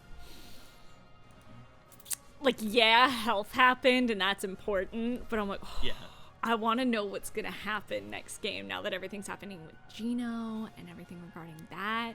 I haven't really thought much about how Theo's feeling now that she has all the pieces, like the sword pieces, because I'm like, well, I know how she's feeling about it in the moment. Yeah. But like with Theo, I like to really just let things just kind of come out because she's so emotionally in touch with herself that she'll just say it. She just says how she's feeling a lot of the time. And if she doesn't say it, it's pretty obvious when she's feeling something big. She feels all of her emotions very big. Brain don't work good, but heart work good. Yeah. And that is what must protect Theo heart and themselves from being taken away from us. No, yep. Theo stay with us. Unless Theo themselves won't go away from us, then Theo themselves go away from us. But till that happen, Theo stay with us, no one take. Yep. This one ours, no take. Only throw, yeet Theo at enemies. No take, only throw, and then collect. And then collect. Yeah. No take, only throw at our enemies. Nicolo, drop me from the sky. Let's fucking go. I want to do that. I want to. Yeet the Theo. I want to yeet someone. There have been so many times when I've gone into. I've been saving. I've sort of been kind of gaming DMC a little bit, or DMS a little bit, where a lot of times in the big fights I get like shut down immediately from like a big save or something. So yeah. I've implemented two things to go against that. One, oh yeah? I will devil trigger immediately as soon as I can. If I have the ability to, I will do it. If I don't, I will get to long range and I will collect as many style points as I can so that I can then go into devil trigger. And two, if there's anything that comes at me when I'm not in devil trigger, no matter how small it seems, self curse. Yep. You fucking love self-curse, girl. I will stop myself from getting stunned or Like, fucking restrained. no. I will it's like, are you sure you're gonna take a lot of? Yes, I have it. I have the health. Let's go. We're playing DMS. We have the health. Like, literally, it's the perfect campaign to use it in. And it's worked out. Like, the last, like, 2 or 3 major fights, I've done exactly this plan.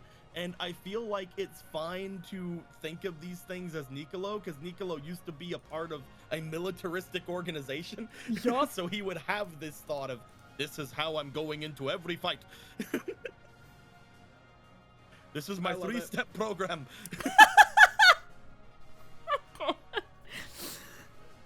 I love it. I fucking love Nicolo. I mentioned it last game as like a joke, but I do think it's funny. The joke literally became like Nicolo has it's like, I wonder what Gino or I wonder what Dante is gonna turn into, what kind of devil arm they're gonna turn into. And I think Arden, or it was either Arden or Spencer, I'm not sure if it was in character or not, said just like, oh, what are you gonna do? It's like, both of my devil arms have been hand-me-downs. I call the next one. Yeah, that's fair. Well, if you don't want it, I can take it back. No, it's great. I love it. I love that because of Magistrate, I've been able to hold off on using a lot of my ammo. Because in the beginning, my biggest problem was running out of ammo. Yeah. But now I've held on to my big ammos for like big moments, but like I don't have to worry about little ammos anymore. So I've put all my little ammos into my tiny guns, into my little guns. And I can use those to get style points, even if they do 0 damage to Dante. Bro, have you seen Madoka Magica? I have not. Okay. I know the big haha at the beginning. I think I've seen the. It's not even the big haha. It's that character, Mami. She has like guns and she'll just like summon a fuckload of guns. That's how I picture Nicolo. Is that she'll like shoot one and throw it away, shoot one and throw it away. That's how I picture Nicolo. That's essentially how I've been playing him. Yeah, literally, that's how I fucking picture it. As soon as he goes into a Devil Trigger, he will discard whatever gun he's using and he goes straight into using the swords. Yep. But until then, it's like, again, I love the idea of having the 2 like smaller guns going at Ebony and Ivory. Dude, that was so fun. Such a good visual. Like 0 damage. Like, I'm just imagining fucking Dante shooting every single bullet out of the air. But it still worked. I got my style points. You did it, and I'm proud of you. And then immediately Devil Triggered. That's the plan. That's how you fucking do. Now that I can use the Yamato outside of DT, which I'm so pumped about. I'm so pumped about that, bro. I'm also so worried about it. Because what with the Arden boy, I am afeared now that I have all those pieces. It's fine. It's fine. I'm sure Spencer's not been playing the long game the entire time just to get a hold of the Yamato. Nope, I'm sure he hasn't, honestly. I'm pretty positive about that. It'd be really funny, though. It'd be so funny. I would be so proud of him. I'd be so proud of him. But it just fucking pulls a Hans from fucking Frozen on you. It's like, yeah, dude! Theo, that would require someone to actually like you. Like, what?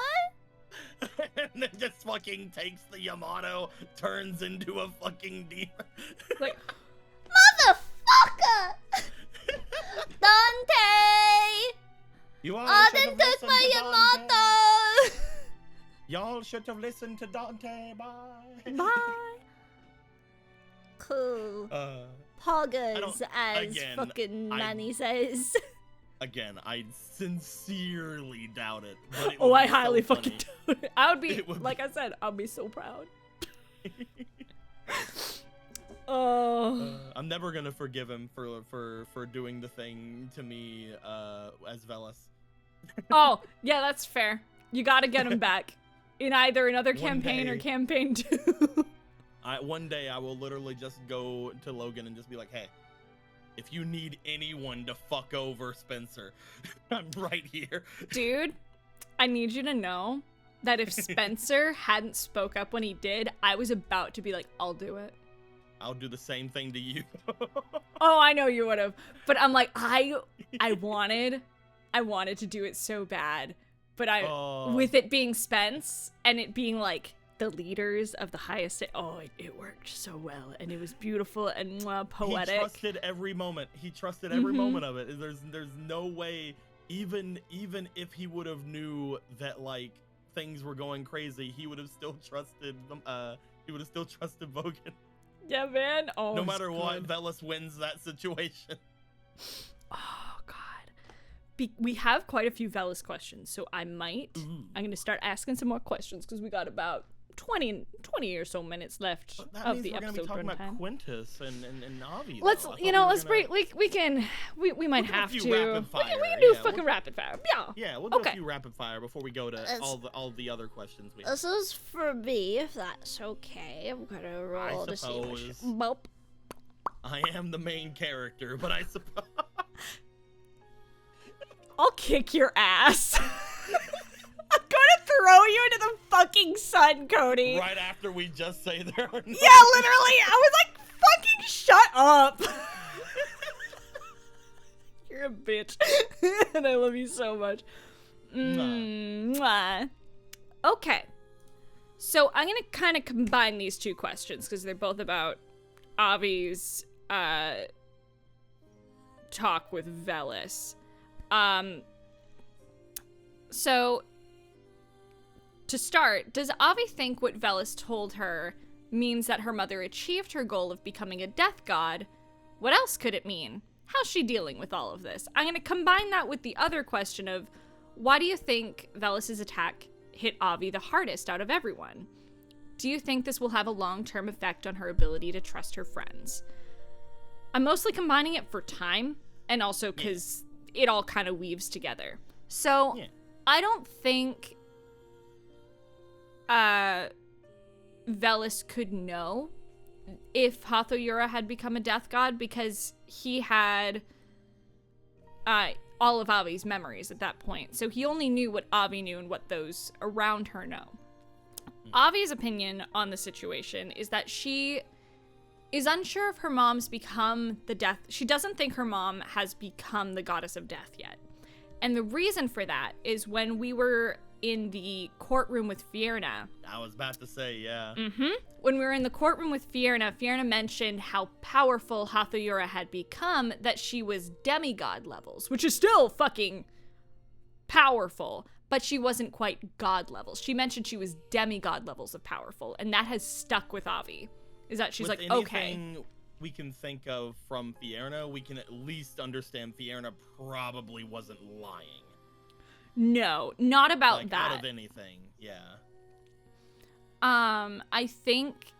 So Avi is still kind of holding out hope that her mom hasn't reached god levels yet. And there's reasons for that, but I'm going to leave it at that. It's that, okay, she doesn't think that her mom is a death god, but she probably has, like, a large amount of power surrounding it, and Velis is probably aware of that to some extent. How? I don't know, but it's like, if you want to meet your mom, you could just die. So it's like, okay, she probably has some sort of grasp on the domain of death, but not the entire domain, like There's being the god. Some kind of, dying may put you in some kind of pathway to them, but it would not be the same as, like, if they had full dominion over it. Exactly. And Aviana doesn't even fully believe that because she's died before. Yeah. And there is, well, I've died before. My mom didn't come. Why would she come now? I always think back to whenever you went back and saw her. Like during the time in Summergrass. And again, it's like she makes me feel like she's someone who has plans, someone who has machinations that lay undetected for years, but those machinations aren't done. She's not completed. She's waiting for something, and I feel like that something is coming. Whether or not it's gonna work for her or not, who knows? But like, she's had to have had reasons to do all the things she's done. Yeah. And if she was already a god of death, then she would most likely have made something of those things. Exactly. Like, all the things we've seen from her have been sort of disjointed, and they haven't really reached their apex yet. So I'm waiting. I feel like she's waiting for them to do that. Like, now that things have been happened with the pit fiend that was put inside of Miriam, for example, I feel like she needs to interact with that in some way. Mm-hmm. Since I think so now too. that thing is gone. But she may at that point she may have already gotten what she wanted from that and not interact, you know? Because her whole there's so many things. Because her whole thing with the Faignant was that they had a deal. Like, this is what the Faignant was told to Avi, is they had a deal that in exchange for information about Mariam was in exchange for the information for the Raven Queen, Hathayura would help with what the Faignant was doing because she had the Star Ruby, which he needed to use as like a mold to like create keys out of these children. So, and then when things didn't work and Hathayura had the information that she wanted, they went separate ways. So I don't think and Hathayura didn't I mean, she could have been just fucking with Avi, because Avi's like, her first question was, what did you do to Miriam, Lucius? Which winds way back to like earlier questions of like Avi being very protective about Miriam. But she's like, I don't recognize that name.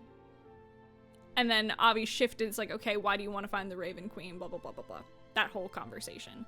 But yeah, no, I don't think her mom, to answer the question, I don't think her mom's become the god of death, but Avi suspects that if Velis was saying, it's like, if you want to meet your mom, you could just die, or he was just fucking with her because he knows what Avi knows. It's like, maybe she does have some dominion, like some form of... Some power. Some power over it. But she doesn't know to what extent yet. And she's gonna keep pushing, especially now that she knows what created her mom. She has a lot of things that she wants to do before we leave Summergrass again. She has stuff within the city that she wants to do regarding her mom before we leave again. That, like, she has to do. Like, there are certain things that I don't think she's gonna leave the city unless she does them. And I'm excited to see what happens.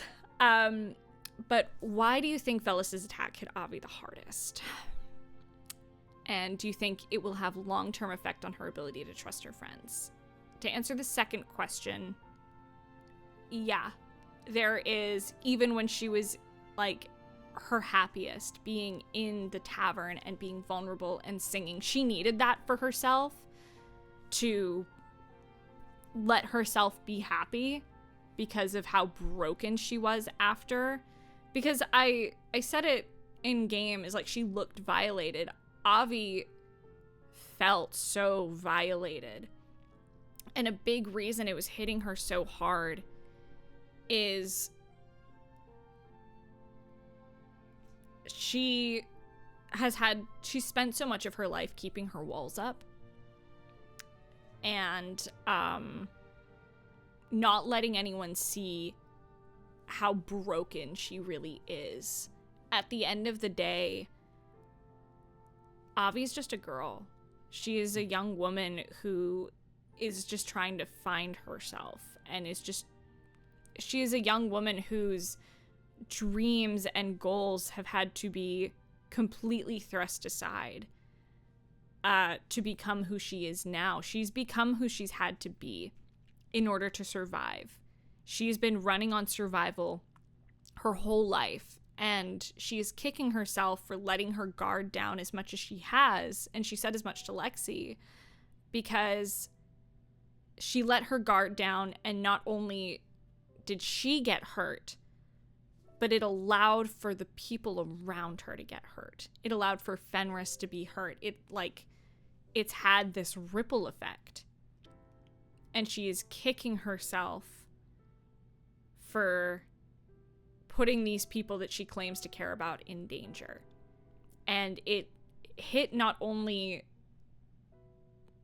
the point of, like, a big part of her being like, I should never have let my guard down. I should never have let these people in because I'm just doing the thing that I always do and I'm hurting people. That's all I'm good for, is hurting people. And I'm getting emotional thinking about it. Well, there's also I love that you're saying that it probably will have some effect on trust things, but I also love how contradicting it is from Avi herself. Mm-hmm.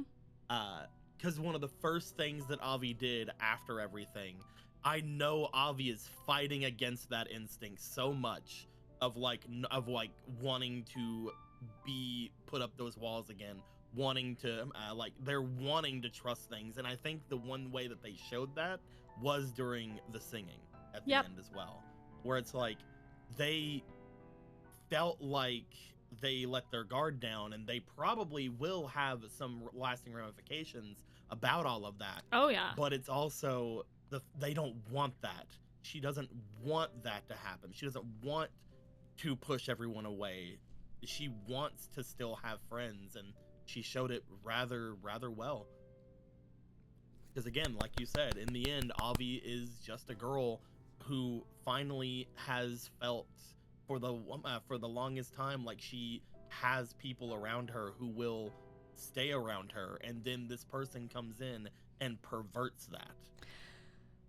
You don't think I've thought about what if Logan pulls the wool over my eyes and just makes me Velis for the next campaign?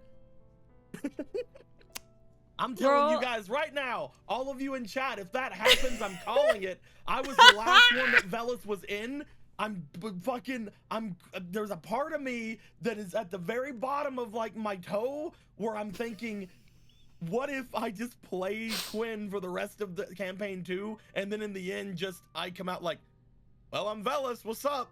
What's up, y'all? I have the biggest smile on my face that whole time, Cody, because you hit the nail on the head. Because that's exactly what was going on for her, and that's why... It felt like to me like she was not only trying to do something for everyone, but trying to convince herself that she can still have these friends, and she can still do these things, and she wants to do something to show them, to be with them, you know? She loves the highest standards so much. That's why she said it, because Avi, until Rory, had only ever told one other person that she loved them. Shockers, it was her mom. And until Rory, she'd never told anyone else that she loved them, because that's a scary thing. She wanted to, she said as much to Fenris, she wanted to tell Tantia that she loved her. She wanted to, but she got scared. She got scared and she literally ran. She left a note and a feather and she fucking ran because she was terrified of what could happen if she really let someone in. And Velis's attack really, it hit her so hard because not only is that physically violating, like someone crawled out of her and she could feel them, this whole ass being pushed themselves out of her chest. Like, that is terrifying. That's body horror. That's, how do you fucking process that? But learning after as well that is what happened with Vogan too, is insane. Because like, again, the second part of that question was why do we think this affected Avi the most? And there's obviously Avi was the one that showed it more outwardly, and again, this entire thing goes against the one thing that Avi learned and now values a lot. But then we look over at Vogan and what's happening there, where this is all just not hit him yet, I think because the main thing that's hitting him, I think the main thing that hit him was Merry Mist. It's a huge betrayal to him. Not like it's not her fault. I don't think he feels betrayed by Merry Mist, but I think he was more emotional about Merry Mist, that yeah, he was definitely violated, but there's going to be some long-term ramifications from that, I feel like, as well. Oh, absolutely. And a big reason Avi felt like violated physically, not just emotionally, is that Avi she's said on many occasions, Avi can't stand how she looks. She thinks that she's a monster. She doesn't understand why someone would love her. And she said on occasions, she's like, I don't understand why she's loved. She doesn't understand why people find her attractive, because she looks in the mirror, she sees a monster. And she has started, and she just felt like physically violated and like horrifying in that moment, and it just made her be so in touch with herself, like feeling her wings get heavy, and she was too physically in touch with herself, and it reminded her so deeply of what she is and this thing that she hates about herself. Yeah, flying is one of her favorite things in the world. That is like a beautiful gift to her that she can do that. But it comes with the caveat of, but I'm horrifying and people are scared of me. I love that so much, though. Like, as far as a actual, like, character thing, mostly just because one of the things that I did whenever I made Nemric was I gave Nemric the preening and stuff for, like, himself as well. It was one of the things we rolled whenever we had done things, and I'm like, it's funny because, you know, Avi also takes care of herself despite not liking that she has these wings. She does take care of them. Yeah. And I feel like, again, like if it wasn't for the immediate thing of Honokuni, that things could have been a little bit different, and just the idea of Nemric preening themselves, getting themselves together, was not for any reason. It wasn't, he doesn't have normal wings. He made sure to make things like look the best. He wanted to make sure that the crevices in his wings were clean, that things were as presentable as possible. And it was something I did intentionally, to a point where I was like, maybe there'd be some kind of a thing with between them. Then they ended up hating each other, which is crazy. But but it was so good. It was very good. I loved it so much. But then one of the big things, again, that we already touched upon in previous Wits and Crits, or in the other things, I'm not sure. One of the other things was the ideas of him needing the feathers. Because he himself doesn't have that. He has wings, but they're more like bat-like or stone, or like gargoyle-esque. So like him needing to get these from them was something that was so hard for him to bring up, but then immediately getting shot down the way he was as well, which again, understandably, was like one of the biggest blows to him during the thing. It's like, not only was he trying, because again, I always played him like he was really trying to help you guys. Yeah. But in his mind, he was like, I'm trying to help, and there's no way that I can convey this without sounding terrible. And despite the fact that everyone knows that I need to do this, they still say no. They hate me that much that they will not give these to me, was a big sort of understanding at that point to him. He's like, I will never be able, while I am the way I am, I will never be able to be their friend. That was like the final wake up to him, where it's like, I can't do it. And at that point, he stopped trying. At that point, that's whenever he tossed the diary over to them. At that point, that was whenever all these other things. He stopped actively trying to be able to be a friend to anybody, and just sticking with the ideas that he had with Fenris and the other things like that, which I feel the funniest part of that is that that's whenever he started actually being more in the group. Yep. Was when he stopped trying to befriend people.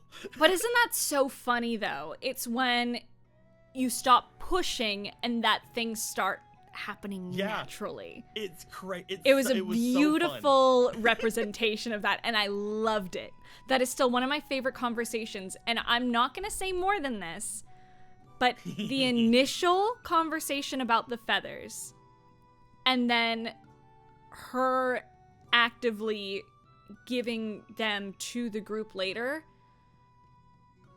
that brought up a lot of stuff, a lot of past stuff for her. I'm not going to go in more than that because it always felt like there was something more. There's a lot more there for her, and I'm not. Let's just say there's a lot more to Avi just hanging out in my book of secrets with her, and it's great. But there's so many more reasons than just hating Nemric there, and I fucking love it. I feel like if it was just Fierna, things would have ended up a lot more amicable. Oh yeah, like 1000%. There's obviously more things there, and it isn't even just an Avi thing there, because like he couldn't get through to anybody like hardly in the standard except for again Fenris, and then in the end realizing that even Fenris didn't fully trust me. And I know that we all have fun with the Nemric did nothing wrong thing, but I just love in the end where it's just like, I've been trying to help you all, and I will do what I said. And actually going against Fierna. It was so good. I love it. I loved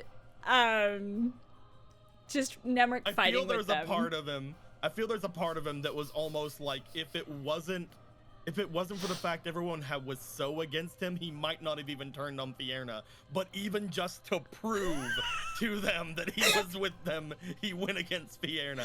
I feel like there had to have been some stubbornness there from Nemric. Oh my god. I'm going to tell you right now that so came through. I'm probably going to ask you one more question because we are at 2 hours. But yeah, fucking, it super came through. It's like, I see you, Nemric. I'm emotional as hell, and this is really hard on my character emotionally, but I fucking see you, bitch. That was his worst day ever. Oh, what a... Nemric's no good, very bad day. He was like, this fucking everything's going crazy. My lady's fighting against me and trying to kill me, almost disintegrated me. This loud Quainus guy just showed up. Fucking, I can't do shit. The best thing for me to do is leave, and you know what? Maybe I will leave. And he just out You know what?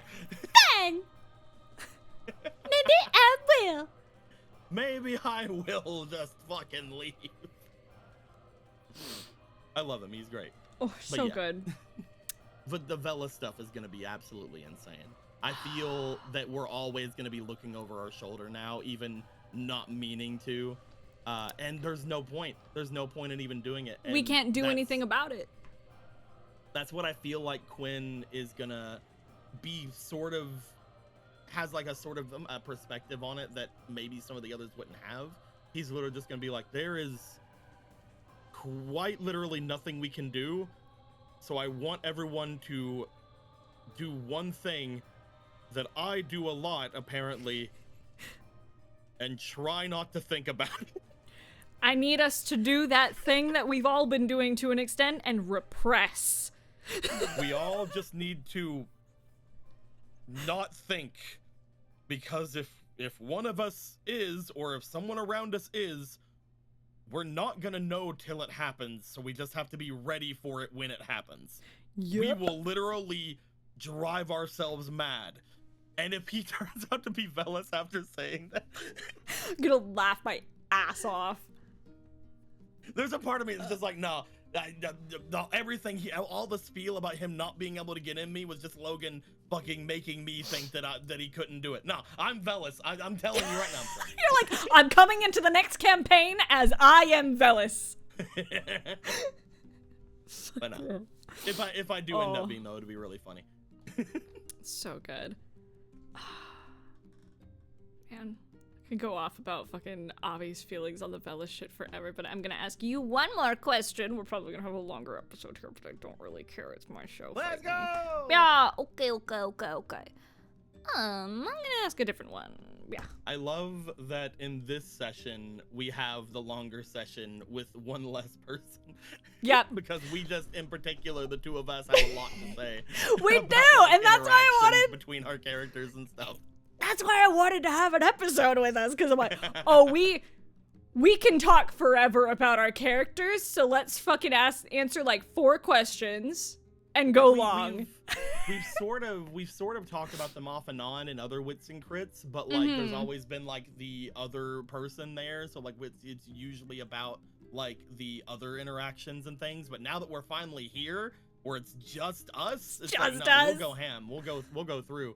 We talk about these characters a lot during stuff, like especially during like the Honokuni stuff. We talked a shit ton about like Quinn and Nimric and everything, and about everything like Avi was going through, and all the stuff Quinn potentially learned from the Summergrass stuff he didn't get to do, and then a year and a half later we got to fucking end it on cool things. It's great. It's so good. It's so fucking good.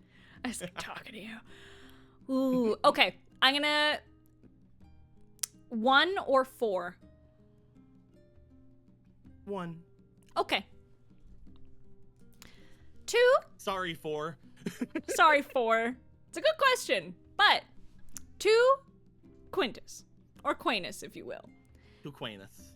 These questions are actually kind of similar now that I think about it. So, whatevs. Now that you know that a family member is sitting on the Lions Council and they've been feeding both sides of a war for profit, how do you see yourself approaching that when the time comes? Will you burst in with accusations and ultimatums like with Diane, or will you approach things more tactfully? I love this question so much. Go off, my queen. It might be short. He's already shown how he wanted to do with this, but Diane wouldn't let him.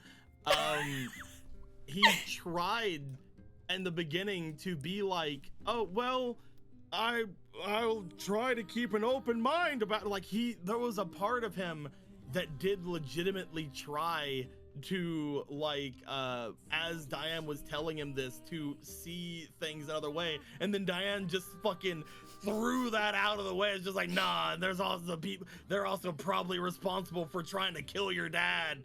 And it's like fuck.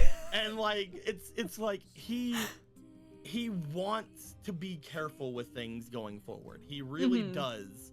But like that in particular, there's so much behind it where I feel like the answer is very simple. He wants to find out who it is and probably threaten them.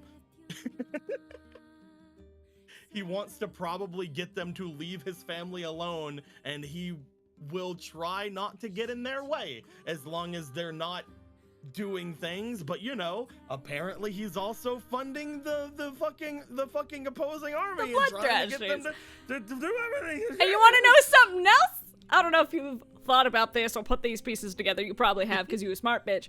It's also the person most likely that is the person Avi's there to find. So it is which is I'm like, we gotta work together, bro, because fuck, it's gonna be fucking wild. Let's go. And that's one of the big things too, is like, this is more than Quinn, and he knows that.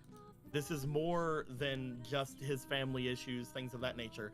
What he wants to do is find them, figure things out, and most likely he will hate to do it because he has just been told this is a bad thing, but he hopes that other people understand him. He will try to probably get this guy to stop. He doesn't want them to get removed if they're not a threat. If they're just trying to get money or whatever. It's like, hey, stop perpetuating the war and I won't hurt you. Yeah, I'm so curious to see how we'll handle it. Stop funding everyone and war profiteering, please. Please stop. I don't want to murder you, but I will. And that's when I think you need to really, like, worry about Quinn. Like, bad guys need to not worry about him when he's boisterous. Bad guys need to do not worry about anything like that. Whenever Quinn is showing restraint, that's when you probably need to listen to him. If he's turning to this person going like, I don't want to kill you, they will probably try to take advantage of that, but I suggest against it. I suggest just listening and taking the stuff you've already war profiteered, and good job, you profited, now stop. You did it. They won't. Go the fuck away. They won't do it. He doesn't even want him to go away. He's just like, hey, I know that you are helping our side as well. I know that you are trusted. I know that the Alliance Council most likely needs you. I've been told that things are gray and that some things are needed.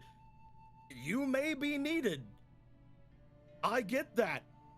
Personally, though, I will end anyone on this council if it means protecting my family. So... Stop. Yep. Avi's got her own opinions about the stuff, so she's definitely gonna be wanting to talk to Quinn when the time comes. It's so hard, man. Oh, it's gonna be so. Oh, I can't wait, because I feel like understanding like this side of Quinn immediately, my brain's like, bro, are we gonna fight? I'm ready. I'm down. But also, it's gonna. We don't have to. But also, I thought about another layer is. I don't know if Raleigh will be around. Right? Now that you add that into the fucking mix. Forward to it. I'm so looking. Especially now that Quinn has given up the idea of like an heir and things of that nature, I think he finally would kind of understand that he had a crush on Raleigh at one point. Oh, and I cannot wait to go through that. It's just like, oh yeah, I finally understood a little bit more about myself, Lexi. I think I might have liked Raleigh at one point. It's like, oh, I see. All right. I just thought I should let you know. He's a rather handsome man. It's like, and I'm not. I could be a handsome man. Objectively, yeah. Oh, I can't wait. I can't wait because I know Carrie loves a fight. Oh, and it's so fun. I can't fucking wait, bro. I cannot wait to if he does end up playing Raleigh throughout this, which maybe we'll see. It is gonna be so interesting to sort of have Quinn kind of almost be nonchalant about it. It's just like, yeah, I think I liked Raleigh at one point.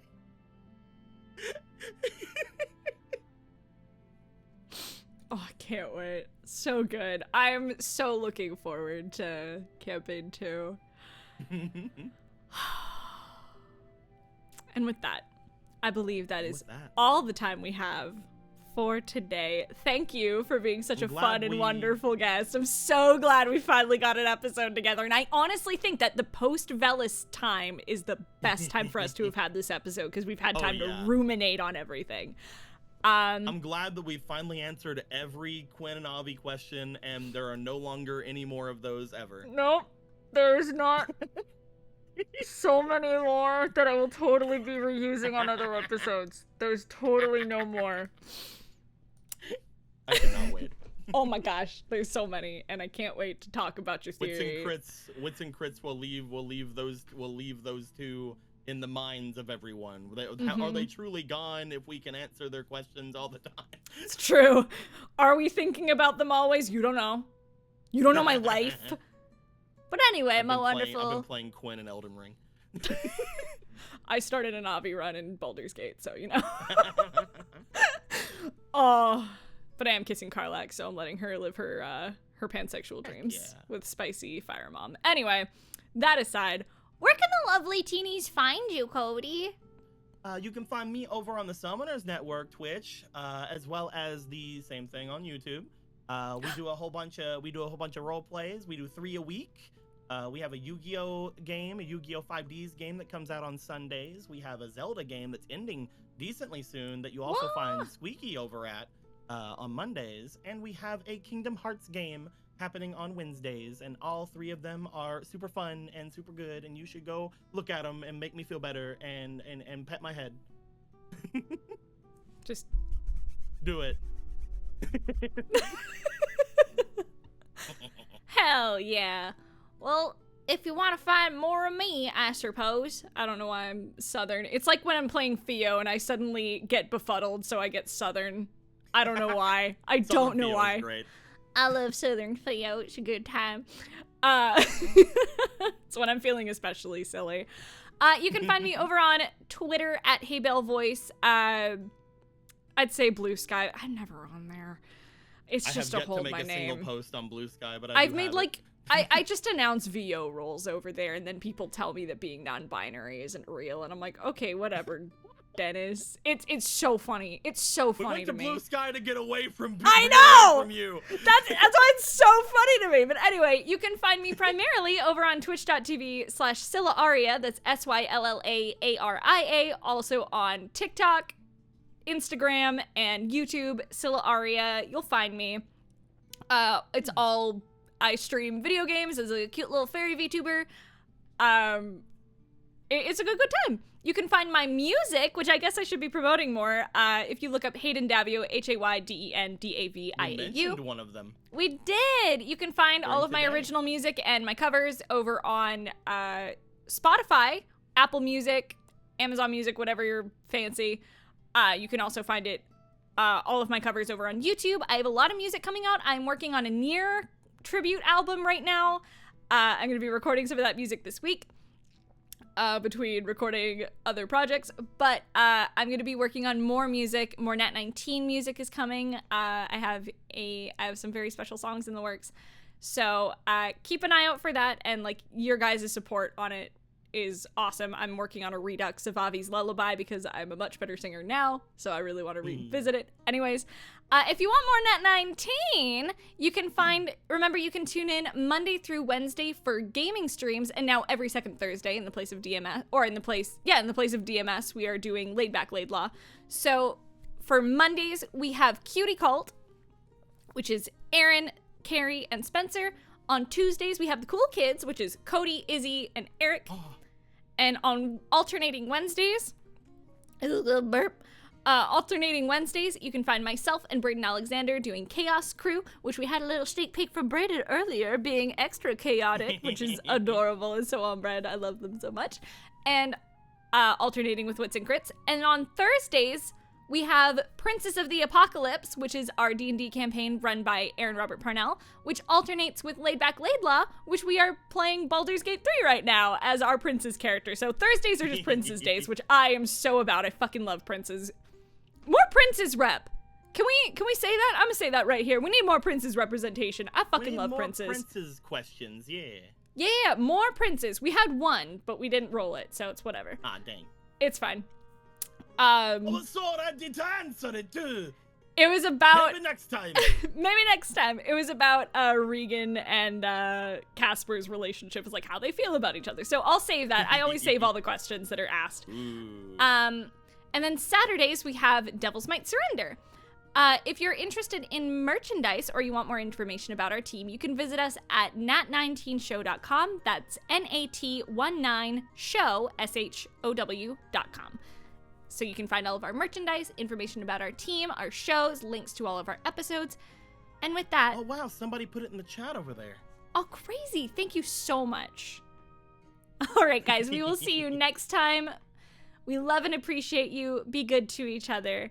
And we'll see you next time. Bye-bye. Goodbye, everybody.